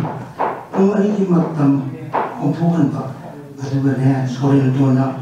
만tra amasu pai hairine madu tattan soli hairiye kari mantra no adudi khangde marol di asuna hai male aini hebra nang hebra ni amasu na bayade pungsin chat chana halakadabani natrabati na thoi male khangjo aduna ne haiye sono na kiduna thawai manundeduna gari ma haitana yengibodo 소노디 소리는 도로 양 기자로래 마이코 가비 공토를 내면답니다. 서로 어디 우나바 방가도록 방가기 가리기 방대덕이 가비 공토를 내면답다고 아두다 액자가 우나림이라버디 공토를 입어봤다면 아두덕이 세계나마 좋다봐야 돼 하이브니 세계나마 헨크라버니 소노 소아이 많그래 아줌브로네 마루나 하기시고 아줌바니 아줌바 타즈들은 뭔가 나 콩에 약 짰두는 예무죠. 마루 아이짤 우리 오늘우리 가리피우 움토고 맞답니다. 마가 이가 송마림 사람이 하이가 뿡 아마 마카이 핵다그다 마코다 타락 공갈리 마리 땅행이니 소아이만키 주민해 마루 나나 하이가도 마디미 아마 오이드레다나 본쟁 고파이 원래 마히 마야이 잠그리 하이미 미 오이드레다나 마미 오이드레 가리 어무 하이미 가리 노네 마린 바다 뚱두는 타오리 할보와니 어토코마 떠오르들고 아무 비크레다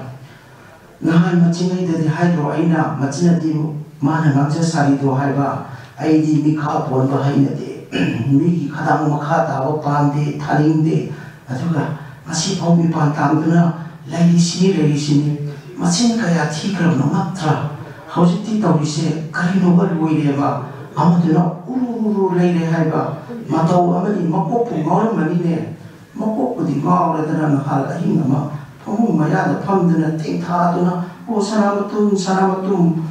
ko sore ton nang de di thawai ni thawai rang u di ai dei bangam bi hai duna o khong ting tha na oina kaphawi hai ni ne bina adi ma mu to da jiwa ta mu shi da leitre dana a leitrabani tha mari matungda marup ani amuk bunai 하늘이 막아와이 상태 한기 아마나 아마다 소노기가 뷰티풀로 토크라브로 럭톡들이 다 망가디 하려면 마시 하잉 시기만은다 하늘들이 뿡 아마가 해나 곰톡하려더니 하이나다 후쿠막디 자리들이 말해 아둠 더러버디 와리니 와라니 도시포스 코노드고 감정이게 가시고 공부할때 하나하나 아둠 망가이다 matang ini beta amu kulai ani itu hangai maru kamto le pau kari pau tai kari fikar untuk le hal itu di kara ini pun hukum jari kare order urok pro uri ngamdi ngam kreda amado soren ton koloi atum bito e kashu le wana teba amado til loidena tau bawani ayo ndo ma ngamgadro hayoba adudi ai mun khangida na budi mawada tum kari phiu jari senpa ngam chani haina khangeba sumi yam lai chani thong manadi limba manadi pangal manadi sayeng haina lingde pambom nana lingde lamba tonginde hai yengbi bale sore mana kaidonge ge namu pu oiba tadongi ai mun da pu wahi macha amadagi wafamde mipu khatangi wani yam lai bawani mina kopta machine bi hai ba le mana ti hai थादोꯛꯄꯤꯕꯅꯤ थादोꯛꯄꯤब ꯃꯥꯅ ꯁꯤꯖꯅꯤꯌꯦ ꯁꯤꯖꯁꯨ ꯑꯗꯨꯅ ꯍꯦꯟꯅ ꯐꯠꯇ꯭ꯔꯣ ꯑꯩ ꯑꯗꯨꯃꯛ ꯑꯩꯅ ꯄꯥꯝꯃꯤꯕꯁꯨ ꯃꯤꯅꯤꯜ ꯃꯤꯀꯣꯜ ꯇꯥꯈꯤꯗ꯭ꯔꯦ ꯎꯟ ꯃꯥꯏꯃꯨꯛ ꯆꯤꯛꯈ꯭ꯔꯦ ꯃꯥꯂꯌꯥ ꯅꯨꯡꯁꯤꯠ ꯂꯦꯞꯈ꯭ꯔꯦ ꯂꯧꯃꯩ ꯃꯈꯣꯜ ꯇꯥꯈꯤꯗ꯭ꯔꯦ 소렌돈 땀나 호신 키미암 마카나오 메키 마삼 폴키 노로키 꼰다 인트키 망악삼 파이드나 따키 자봉 룩타오리 루페 온토코리다 소렌돈 싱카피기 하이버부 이베마 나사도 파이팜 레이트레 헤이 나쿠 나마이 나사 봄바 아망부기 아망부나타 이때이 헷때려다나 가자이다 파이드나 karam nasihat kami warung ko sorenton upai leite naram chana ni sawaya de he tunapu kolje Every the winner title as a pursue. Matern city near Baby Kaidem London Bala. Id Dixon Viva Puna Mapu Adula Pampak Sigima Leka Viva was a Atoiba Atoibi Puna Mapu Hand among the Dai Gomona Kurumzadi. Id Shagi was saying Amaga Aduga Inebim Pramoni was saying Amaga or Yapaga Brahim Madam from the Kanzarayam, Ian was saying Amakanzari, City Light, Masan University. Adu Inebim waiting about the market CD, Wadi Hajagi. Yamwana Horopa, Mana like see Tamimba, Lamba Suyaya, they had a shit no opinion in a human that only had Munsi. Mapan so talk behind Yum this one in a Galina, Upagale, Wawa. Adukumbatanza says that no one be a malaga. Don't be as none of my land to Nina Punsi said. Waka, you have that Safu guy of a tin hacker, while Lumba had the Senate, those who know the mind of the newly high Pasida. My Wakanda Mara, dumping the name to that. Mana taunin ba thona se adu phau hai sa budi mahut ka yubi du na hairam basida mana kai no mana wa ku wa bo hai se hangkan da mama na hai koi mana hai da yubi hai be se wa ti ko na khane koi sama sida du na ai se adu na ya ai di yubi ahum bu ba ni na di na du mai ni khan bi ba ni na hai adu mama du ya ka bi hai yubi tu da mo Iba hai iba na sila mo pili malay ni kalaga thongi thongjaw mana pe ya laga dum thammi hai thongi thongjaw mana pe ya ni balay ka le ka ang sura ba phajom se mana tan khai ma set lam shirai hai mama na tum na mo kan le ai adu gi tan khai na set la ma se lai tam ba sat li so thu lai hai ma mana lai tam ba sat pa se oza ma khamai ma ming ta ni na lai tam ba sat pe oza si oza ma lai hai oza si me yu ma la sat ka la oza si na ma la ko ma tam na pa du ma tam na ma sa hi na ra khre hien ni hai ngak pa se na ma ai lai am tam jan ni lai am ta tam han ni hai adu khudai goi phajo goi se la ma sa do ma thak ta phi ma je ta khai si gi ma se ta ma na ma sa da ma ma sam ni san la ma je la ma jang si Oza si yung dasa oza si na live na lai tam hangin adu mana lai ilash lai bila lai tam bahula ki adu na what for na raga di pathum yoga balai di ningu ninga di ai na tam ke khala di tam ga da ni na mon hayo me adu no pa ba di bi ani di khena ba balance se za na khan se pu tho ba me ya ma na tham ke hai na khai tem hai ma min se mu thal da hai na khai tem pram di hai se Aina kamini, tamama to ini hai ram ini benda. Ada di mana suka kapte nok nanda lagi ni, itu dari mana kapi yang nungai tanah hai. Ayah kui senai benda kalau dia nang kang berahai, aina kang dia hai, aina kui ni masih benda ni masih benda hai. Aina thaba thok pada phampak ama da sang ma tam tani ai sekarang phak tu ga hekta pham ni mana sathi na sau phangsan lo ya ka nang ba tu mai na pham ba na karang pha pha bi ke nang ni bi ni hai da ya phasa da ba hai ya ma na hai ada aina hai ai nu ba no bi ke be le sa ma na ai si nu ba ni hai bi da ma ta tu si se ꯑꯩꯅ ꯑꯗꯨꯅ ꯈꯣꯡꯒ꯭ꯔꯥꯎ ꯁꯦꯠꯆꯗ꯭ꯔꯁꯨ ꯐꯅꯦꯛ ꯁꯦꯠꯄꯁꯦ ꯑꯩꯅ ꯐꯝꯕ ꯆꯧꯀ꯭ꯔꯤ ꯃꯊꯛꯁꯤꯗ ꯀꯔꯥꯟꯁꯤ ꯐꯥꯛꯇꯣꯛꯑꯒ ꯂꯦꯝꯅ ꯆꯥꯎꯅ ꯑꯣꯡꯅ ꯐꯝꯃꯤ ꯅꯨꯄꯤꯅ ꯐꯝꯕꯁꯦ ꯁꯨꯞꯆꯟ ꯁꯨꯞꯆꯜꯂ ꯐꯝꯃꯦ ꯁꯤꯅ ꯄꯨꯟꯁꯤꯁꯦ ꯅꯨꯄꯤꯁꯦ ꯑꯗꯨꯝ ꯇꯣꯟꯅ ꯍꯤꯡꯉꯤꯅꯦ ꯑꯗꯨꯅ ꯁꯨꯛꯇꯣꯟ ꯇꯣꯟꯅ ꯍꯤꯡꯉꯔꯣꯏ ꯍꯥꯏꯅ ꯑꯣꯡꯅ ꯆꯥꯎꯅ ꯂꯦꯝꯅ ꯐꯝꯒꯗꯕꯅꯤ ꯍꯥꯏꯅ ꯍꯥꯏꯌꯦ ꯏꯅꯦꯕꯦꯝꯁꯤꯅ ꯍꯥꯏꯕꯗ ꯑꯗ ꯌꯥꯝ ꯋꯥꯅ ꯍꯧꯔꯛꯄꯁꯦ ꯃꯥꯅ ꯋꯥꯅ ꯐꯤ ꯁꯦꯠꯇꯅ ꯁꯦꯠꯅꯤꯡꯉꯥꯏ ꯂꯩꯖꯗꯅ ꯆꯥꯅꯤꯡꯉꯥꯏ ꯂꯩꯇꯅ ꯋꯥꯅ ꯍꯧꯔꯛꯄꯅꯤꯅ ꯄꯨꯟꯁꯤꯁꯦ ꯌꯨꯝ ꯄꯥꯜꯂꯔꯣꯏ ꯍꯥꯏꯕ ꯋꯥꯈꯜꯁꯦ ꯄꯨꯔꯥ ꯊꯥꯗꯣꯛꯑꯒ ꯑꯩꯁꯦ ꯈꯥꯏꯗꯦꯝꯅꯕ ꯅꯨꯄꯥ ꯑꯃ ꯑꯣꯏꯅ ꯂꯦꯞꯄꯒ ꯑꯩꯁꯦ ꯄ꯭ꯔꯃꯣꯗꯤꯅꯤ ꯍꯥꯏꯅ ꯏꯃꯥꯅ ꯏꯄꯥꯅ ꯇꯣꯝꯕꯤ ꯍꯥꯏꯅ ꯀꯧꯔꯝꯕꯁꯨ ꯄ꯭ꯔꯃꯣꯗꯤꯅꯤ ꯍꯥꯏꯅ ꯑꯩ ꯂꯦꯞꯄꯒ ꯈꯥꯏꯗꯦꯝꯒꯤ ꯌꯨꯝꯁꯦ ꯂꯩꯀꯥꯏꯁꯦ ꯍꯥꯏꯅ ꯀꯦꯄꯤ ꯁ꯭ꯇꯨꯗꯤꯑꯣ ꯁꯥꯕꯗꯣ ꯖꯒꯥꯗꯣ ꯑꯗꯨꯒꯤꯗꯣ ꯃꯥꯅ ꯂꯦꯞꯄꯒꯦꯅ ꯂꯦꯞꯄꯒ ꯃꯃꯤꯡ ꯐꯥꯎꯕ ꯀꯦꯄꯤ ꯁ꯭ꯇꯨꯗꯤꯑꯣ ꯑꯣꯏꯅ ꯊꯣꯟꯗꯅ ꯆꯥꯎꯅ ꯃꯤꯌꯥꯝ ꯃꯃꯥꯡꯗ ꯃꯅꯤꯄꯨꯔꯁꯤꯗ ꯈꯥꯏꯗꯦꯝꯍꯥꯏꯁꯦ ꯊꯛ ꯊꯛ ꯅꯤꯡꯅ ꯅꯨꯄꯤ ꯑꯃ ꯑꯣꯏꯁꯦ ꯆꯥꯔꯁꯨ ꯑꯩꯅ ꯄꯨꯈꯠꯀꯦ ꯍꯥꯏꯅ ꯄꯨꯈꯠꯂꯤꯅꯤ ꯍꯥꯏ ꯑꯗꯣ ꯕꯔꯥꯕꯔ ꯏꯃꯥꯁꯤ ꯕꯤꯅꯣꯗꯤꯅꯤꯒ ꯃꯣꯏꯅꯤꯁꯤ ꯌꯥꯝꯁꯨ ꯅꯨꯡꯉꯥꯏꯇꯦ ꯌꯥꯝꯁꯨ ꯕꯔꯥꯕꯔ ꯈꯠꯅꯩ ꯍꯥꯏꯌꯦ ꯃꯥꯏ ꯃꯆꯥ ꯕꯣꯕꯤꯒ ꯁꯣꯃꯤꯒꯅ ꯂꯥꯛꯑꯒ ꯈꯠꯅꯒ ꯅꯣꯏꯅ ꯅꯣꯡꯃ ꯑꯗꯨꯃꯥꯏꯅ ꯇꯧꯔꯒ ꯇꯤꯟꯅꯍꯟꯕꯤ ꯄꯨꯟꯁꯤꯒꯤ ꯇꯤꯟꯅꯔꯔꯣꯏꯅ ꯈꯠꯅꯕꯁꯤꯗ ꯂꯩ ꯍꯥꯏꯕ ꯀꯩꯒꯤꯅꯣ ꯑꯃꯅ ꯌꯥꯝ ꯀꯦꯌꯨ ꯃꯐꯤ ꯐꯖꯅ ꯁꯦꯠꯂꯨ ꯅꯨꯄꯤ ꯃꯥꯅ ꯆꯠꯂꯨ ꯍꯥꯏꯕ ꯑꯌꯥꯝꯕ ꯃꯇꯝꯗ ꯐꯤꯁꯤ ꯁꯦꯠꯂꯀꯥꯟꯗ ꯇꯨꯡꯗꯩ ꯇꯧꯔꯒ ꯁꯤꯔꯥꯞꯇ ꯍꯦꯛꯇ ꯏꯟꯈꯠꯂꯒ ꯁꯨꯃꯥꯏꯅ ꯌꯥꯟꯈꯠꯂꯒ ꯍꯦꯛꯇ ꯆꯠꯂꯦ ꯍꯥꯏ ꯐꯪꯁꯟꯗ ꯑꯗ ꯌꯥꯝ ꯃꯣꯠꯂꯤ ꯅꯪꯁꯤꯅ ꯐꯤꯅꯔꯣꯟ ꯁꯦꯠ ꯆꯥꯕꯁꯦ ꯖꯨꯠ ꯆꯥꯗꯦ ꯐꯅ ꯇꯥꯡꯕ ꯐꯤ ꯑꯣꯏꯔꯁꯨ ꯅꯪ ꯍꯦꯛ ꯏꯜꯂꯗꯤ ꯅꯥꯇꯩ ꯆꯥꯗꯦ ꯆꯨꯗꯥ ꯑꯃ ꯇꯧꯋꯦꯅ ꯌꯥꯝ ꯊꯤꯅ ꯁꯥꯎꯋꯦ ꯍꯥꯏ ꯆꯠꯃꯤꯟꯅꯕꯗ ꯅꯨꯡꯉꯥꯏꯇꯦꯅ ꯑꯗꯣ ꯑꯩꯒꯤꯗꯤ ꯏꯟꯇꯦꯟꯁꯅꯦꯜꯂꯤ ꯁꯦꯠꯀꯦ ꯍꯥꯏꯅ ꯁꯦꯠꯂꯤꯅꯤ ꯁꯅꯥꯏꯕꯤꯅ ꯑꯩꯕꯨ ꯈꯪꯗ꯭ꯔꯦ ꯑꯩꯅꯗꯤ ꯁꯅꯥꯏꯕꯤꯕꯨ ꯃꯁꯛ ꯃꯨꯟꯅ ꯈꯪꯉꯦ ꯈꯪꯗꯕ ꯑꯅꯤꯁꯤ ꯇꯤꯟꯅꯒꯗꯕ ꯅꯠꯇꯦ ꯂꯥꯞꯊꯣꯛꯅꯔꯁꯤ ꯈꯨꯕꯥꯛꯀ ꯈꯨꯅꯝꯒꯅꯤ ꯆꯞ ꯃꯥꯟꯅꯕ ꯈꯨꯕꯥꯛꯁꯦ ꯌꯥꯝ ꯅꯛꯁꯟꯅꯔꯁꯨ ꯑꯃꯅ ꯈꯨꯕꯥꯛꯅꯤ ꯑꯃꯅ ꯈꯨꯅꯝꯅꯤ ꯍꯥꯏꯔꯒ ꯃꯥꯅ ꯃꯁꯤ ꯇꯤꯟꯅꯕ ꯀꯥꯟꯅꯗꯦ ꯌꯥꯝꯅ ꯃꯤ ꯑꯣꯏꯇꯥꯔꯒꯗꯤ ꯏꯊꯧ ꯄꯥꯡꯊꯣꯛꯄꯁꯤꯅꯤ ꯀꯦꯕꯒꯤ ꯗꯔꯀꯥꯔ ꯑꯣꯏꯗꯦ ꯍꯥꯏꯅ ꯍꯥꯏꯕ ꯋꯥꯐꯝꯁꯨ ꯃꯥꯅ ꯌꯥꯝ ꯇꯣꯏꯅ ꯄꯜꯂꯦ ꯑꯩꯉꯣꯟꯗ ꯍꯥꯏꯗꯤ ꯄꯥꯝꯃꯒꯗꯤ ꯂꯥꯏꯔꯤꯛ ꯏꯒꯦ ꯍꯥꯏꯔꯒꯗꯤ ꯅꯨꯄꯤꯅ ꯂꯥꯏꯔꯤꯛ ꯏꯕ ꯐꯩ ꯐꯠꯇꯦ ꯅꯨꯄꯤꯅ ꯁꯤ ꯊꯕꯛꯁꯦ ꯇꯧꯕꯗ ꯐꯩ ꯐꯠꯇꯦ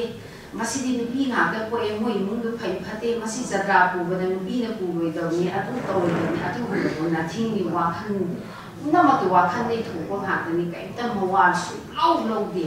ꯍꯥꯏꯅ ꯈꯜꯂꯒ ꯍꯤꯡꯕ ꯉꯝꯕ ꯄꯨꯟꯁꯤꯗꯣ ꯑꯗꯨ ꯈꯛꯇꯗ ꯃꯤ ꯃꯆꯪ ꯍꯥꯏꯕꯁꯤ ꯑꯣꯏꯒꯅꯤ ꯍꯥꯏꯅ ꯑꯩꯉꯣꯟꯗ ꯍꯥꯏꯕꯤꯔꯝꯃꯤ ꯍꯥꯏꯕ ꯋꯥꯐꯝ ꯑꯁꯤꯗ ꯏꯅꯦꯕꯦꯝꯅ ꯏꯔꯝꯕ ꯃꯍꯥꯛꯀꯤ ꯁꯩꯔꯦꯡ ꯈꯣꯖꯩꯒꯤ ꯃꯉꯥꯜ ꯍꯥꯏꯕꯁꯤꯗ ꯌꯥꯎꯕ ꯁꯩꯔꯦꯡ ꯌꯥꯟꯇꯛ ꯇꯧꯕ ꯑꯗꯨꯕꯨ ꯃꯥꯒꯤ ꯄꯨꯟꯁꯤꯗꯗꯤ ꯅꯨꯡꯁꯤꯕ ꯍꯥꯏꯕꯁꯤ ꯏꯍꯨꯟ ꯁꯨꯡꯂꯩ ꯂꯩꯇꯔꯦ ꯑꯩ ꯅꯨꯄꯥ ꯅꯨꯄꯤ ꯅꯨꯡꯁꯤꯕ ꯂꯨꯍꯣꯡꯕꯒꯤ ꯋꯥꯈꯜꯁꯦ ꯑꯩ ꯈꯜꯂꯔꯣꯏ ꯍꯥꯏꯅ ꯒ꯭ꯌꯥꯟ ꯇꯥꯔꯛꯄꯗꯒꯤ ꯃꯥ ꯈꯟꯗꯕ ꯍꯧꯔꯦ ꯍꯥꯏ ꯑꯗꯨ ꯑꯣꯏꯔꯒꯁꯨ ꯁꯩꯔꯦꯡꯁꯤꯗꯤ ꯌꯥꯝꯅ ꯅꯨꯡꯁꯤ ꯅꯨꯡꯉꯣꯟꯗ ꯌꯥꯝꯅ ꯃꯔꯨ ꯍꯨꯟꯕ ꯁꯩꯔꯦꯡ ꯌꯥꯝ ꯌꯥꯎꯋꯦ ꯑꯗꯨꯕꯨ ꯌꯥꯝ ꯀꯟꯅ ꯃꯔꯨꯗꯤ ꯍꯨꯟꯗꯕ ꯃꯔꯨ ꯅꯨꯡꯁꯤꯕꯒꯤ ꯁꯩꯔꯦꯡꯒꯤ ꯑꯣꯏꯕ ꯑꯃꯈꯛ ꯂꯃꯥꯏꯁꯤ 34ꯅꯤ ꯃꯔꯧ ꯂꯩꯕ ꯅꯨꯡꯁꯤ ꯃꯤꯠꯌꯦꯡ ꯍꯥꯏꯕ ꯁꯩꯔꯦꯡꯁꯦ ꯃꯁꯤ ꯑꯩ ꯊꯤꯖꯒꯦ ꯃꯔꯧ ꯂꯩꯕ ꯅꯨꯡꯁꯤ ꯃꯤꯠꯌꯦꯡ ꯅꯪꯒꯤ ꯃꯣꯃꯣꯟꯅꯕ ꯆꯤꯡꯕꯥꯟ ꯃꯆꯥ ꯑꯄꯤꯈꯛ ꯎꯔꯨꯕꯗ ꯈꯜꯂꯨꯏ ꯊꯃꯣꯏꯅ ꯑꯩꯒꯤ ꯅꯪꯅ ꯑꯩꯕꯨ ꯅꯨꯡꯁꯤꯔ ꯃꯥꯜꯂꯦ ꯄꯤꯊꯣꯛꯀꯤ ꯊꯃꯣꯏ ꯑꯩꯒꯤ ꯄꯨꯛꯅꯤꯡ ꯋꯥꯈꯜ ꯆꯠꯈꯤ ꯅꯅꯥꯛꯇ ꯅꯨꯡꯁꯤ ꯏꯆꯦꯜ ꯆꯦꯟꯈꯤ ꯁꯤꯡꯂꯤ ꯄꯨꯝꯕꯗ ꯀꯌꯥꯗ ꯄꯦꯟꯖꯕ ꯅꯨꯡꯉꯥꯏꯖꯕ ꯃꯤꯀꯨꯞꯇꯣ ꯄꯨꯟꯁꯤꯒꯤ ꯑꯔꯦꯞꯄ ꯄꯥꯎꯈꯨꯝ ꯇꯥꯜꯂꯨꯕꯗꯤ ꯕꯤꯗꯥꯏ ꯅꯤꯔꯨꯕꯒꯨꯝ ꯊꯣꯛꯈ꯭ꯔꯦ ꯄꯨꯟꯁꯤꯒꯤ ꯑꯔꯦꯞꯄ ꯄꯥꯎꯈꯨꯝ ꯇꯥꯜꯂꯨꯕꯗꯤ ꯅꯐꯝꯗ ꯕꯤꯗꯥꯏ ꯅꯤꯔꯨꯕꯒꯨꯝ ꯊꯣꯛꯈ꯭ꯔꯦ ꯑꯣꯏꯔ ꯃꯥꯜꯂꯤ ꯅꯤꯡꯕ ꯀꯥꯏꯅꯕ ꯋꯥꯍꯪ ꯅꯨꯡꯁꯤ ꯏꯆꯦꯜ ꯈꯛꯈꯤꯅꯕ ꯋꯥꯍꯪ ꯃꯊꯪꯗ 34ꯗ ꯂꯩꯕ ꯁꯩꯔꯦꯡꯁꯤꯃꯒ ꯅꯨꯡꯁꯤ ꯄꯟꯈꯩ ꯈꯧꯔꯥꯡꯂꯕꯗ ꯂꯥꯏꯁꯦ ꯏꯐꯨꯠ ꯑꯣꯏ ꯑꯣꯂꯥꯡꯂꯛꯄꯗ ꯂꯤꯔꯤ ꯁꯤꯠꯄ ꯅꯥꯃꯤꯕ ꯑꯣꯏ ꯂꯝꯂꯥꯟꯕ 15ꯕꯨ ꯑꯣꯏ ꯄꯥꯏꯃ ꯑꯩꯗꯤ ꯈꯣꯏꯗꯥꯖꯩꯗ ꯅꯨꯡꯁꯤ ꯎꯔꯨꯝ ꯐꯪꯗꯨꯅ ꯑꯣꯂꯥꯡ ꯃꯩꯁꯥ ꯄꯣꯛꯂꯛꯂꯦ ꯅꯨꯡꯁꯤ ꯏꯉꯥꯛ ꯊꯥꯛꯇꯨꯅ ꯈꯧꯔꯥꯡ ꯃꯩꯆꯥ ꯀꯥꯎꯔꯛꯂꯦ ꯈꯨꯖꯦꯡ ꯄꯥꯂꯣꯏ ꯁꯝꯂꯥꯡꯅꯅ ꯈꯖꯥꯏ ꯂꯦꯡꯕꯣꯟ ꯆꯨꯞ ꯊꯃꯣꯏ ꯏꯔꯥꯡ ꯍꯧꯅꯔ ꯅꯨꯡꯁꯤ ꯖꯤꯔꯣꯛꯅꯈꯤꯗꯣ ꯋꯥꯡꯂꯦꯟꯗꯨꯗ ꯅꯨꯡꯁꯤ ꯖꯤꯔꯣꯛꯅꯈꯤꯗꯣ ꯋꯥꯡꯂꯦꯟꯗꯨꯗ ꯄꯨꯝꯅꯃꯛꯄꯨ ꯈꯨꯔꯨꯝ ꯍꯧꯖꯤꯛ ꯀꯩꯗꯦꯝ ꯄ꯭ꯔꯃꯣꯗꯤꯅꯤꯒꯤ ꯁꯩꯔꯦꯡ ꯄꯥꯊꯣꯛꯄꯒꯤ ꯊꯧꯔꯝꯁꯤꯡ ꯃꯇꯥꯡ ꯑꯁꯤꯗ ꯂꯣꯏꯁꯤꯟꯖꯔꯦ ꯑꯗꯨꯅ ꯍꯧꯖꯤꯛꯀꯤ ꯉꯁꯤꯒꯤ ꯊꯧꯔꯝꯒꯤ ꯄ꯭ꯔꯁꯤꯗꯦꯟ ꯑꯣꯏꯅ ꯂꯦꯡꯁꯤꯟꯕꯤꯔꯤꯕ ꯏꯀꯥꯏ ꯈꯨꯝꯅꯖꯔꯕ ꯁꯃꯤꯇꯤꯒꯤ ꯄ꯭ꯔꯁꯤꯗꯦꯟꯁꯨ ꯑꯣꯏꯕꯤꯔꯤꯕ Tanza Norway Indramanina. Salamat tigor bibi na bagi dapat nolong hanggang sa Naro Saitek Permission di Pala. Sehi masuk kampur apa kaiden promotini di. Jadi sama suku mau masih begitu orang sila. Masih di biasa yang ingin biran ba ada kui di setiap ba kecil abang dinamoni director artinya cruiser dari segi masih di sikumba yang na singgung betul tidak biasa orang kita macam diri ba kayak bisa nggak bisa kayak musiri luena masih sikumba sabiti na pangtuk cari ba orang masih kumpulan bilang kita muda macam sana di biar na sebagai tim biri ba lalu sige sebenarnya ba ai ko puno mampus ai kayak musiri ai yang tiena jadi ai dia modern writer di na tahu ni na literature promoting jadi kayak kamu dah ada banyak kerja ukar di masih nupi director handle ni masih development department Madugi branch tu kita di masih education ni makada lebih malah dan masih mana retire atau bermadunda masih di special education program mana amagi section mana bagi social worker sini kalau kita masih bukti kami juga orang masih ayo kita sudah ada juga ayo nak kamu mau guna masih film betul masih kami siapa yang kaji ini seluruh ini ya pada era 1980 ke 6 ada yang untung mat bagi shano kumba kirim bala masih naik bisa gitu masih apa yang bisa kisah itu ya kena masih gestur kan siapa kali ini ibu bagi ada kerja department gas usul itu perlu drama ini masih drama ini sudah kumpulan doa di oknum masih apa ini kejualnya kalau hasil memang kalau semua bisa polis lebih maju rasa atau tidak bisa sampai ada kirim balasi promotini kita film mama namburi itu kira yasin sedih masih hidup sedih Mesti kami ada ini aja mah, nang seru tu, ada yang seru ni, kerana saya seru tu ni, masih baik tu mana, film biasa sepai saja, masih official satu ini. Adu mah ini orang sing pada masih film tu film nanti ini kanti. Ada dia, mani orang kerap, pergi. cover 그러니까 이거 팀에 이게 그리 뭐 같이 일에 하고 또 이외 마땅히 같이 일에 하고 또 이외 마땅히 많아 모두 이게 그런 거 이게 사이에 나오는 게 약한 게 그런 분들이시 그리고 뭐야 좀 파이나보다 요새비 뭐 고군마이나 비용 되비네 되게 EMK promoting ini aku ingin pilih dari serda yang song kali yang hanya disini kami yang mulai adalah magi minggu kena show seperti ini awal show kena pilih aku ya kasih wajah dan nasi bumba bagi mimpan kita bi mas mimpan kita pak ini mimpan masih banyak di pagi itu mungkin jadi rumah bumba dan dalam segi hobi ada magi itu na samiti na jadi masih na itu na mai jatuh begini sih musim ini masih itu na magi merenda bagi mani rumah sering bayang ba tahu TV masih tahu yang mai itu na magu bama kayak seperti dia gue tahu mana 신사적에 그러나 사회적인 희망의 것이고 또 오늘 많이 못하는 것이 강제돼 나 사회주의자 남선들은 그런 만 비례 ꯑꯩꯗꯤ ꯀꯌꯥ ꯈꯪꯖꯗꯕꯅꯤ ꯄ꯭ꯔꯣꯃꯣꯇꯤꯒꯤ ꯃꯇꯥꯡꯁꯤ ꯑꯗꯨꯅ ꯃꯇꯝꯁꯤꯁꯨ ꯁꯨꯝ ꯊꯦꯡꯖꯔꯛꯑꯕꯅꯤ나 ꯑꯩ ꯏꯁꯥ ꯉꯝꯅꯤꯡꯉꯥꯏꯁꯨ ꯂꯩꯖꯗ꯭ꯔꯦ ꯃꯇꯥꯡꯁꯤꯗ ꯊꯤꯖꯒꯦ ꯃꯌꯥꯝ ꯑꯃꯕꯨ ꯊꯥꯒꯠꯆꯔꯤ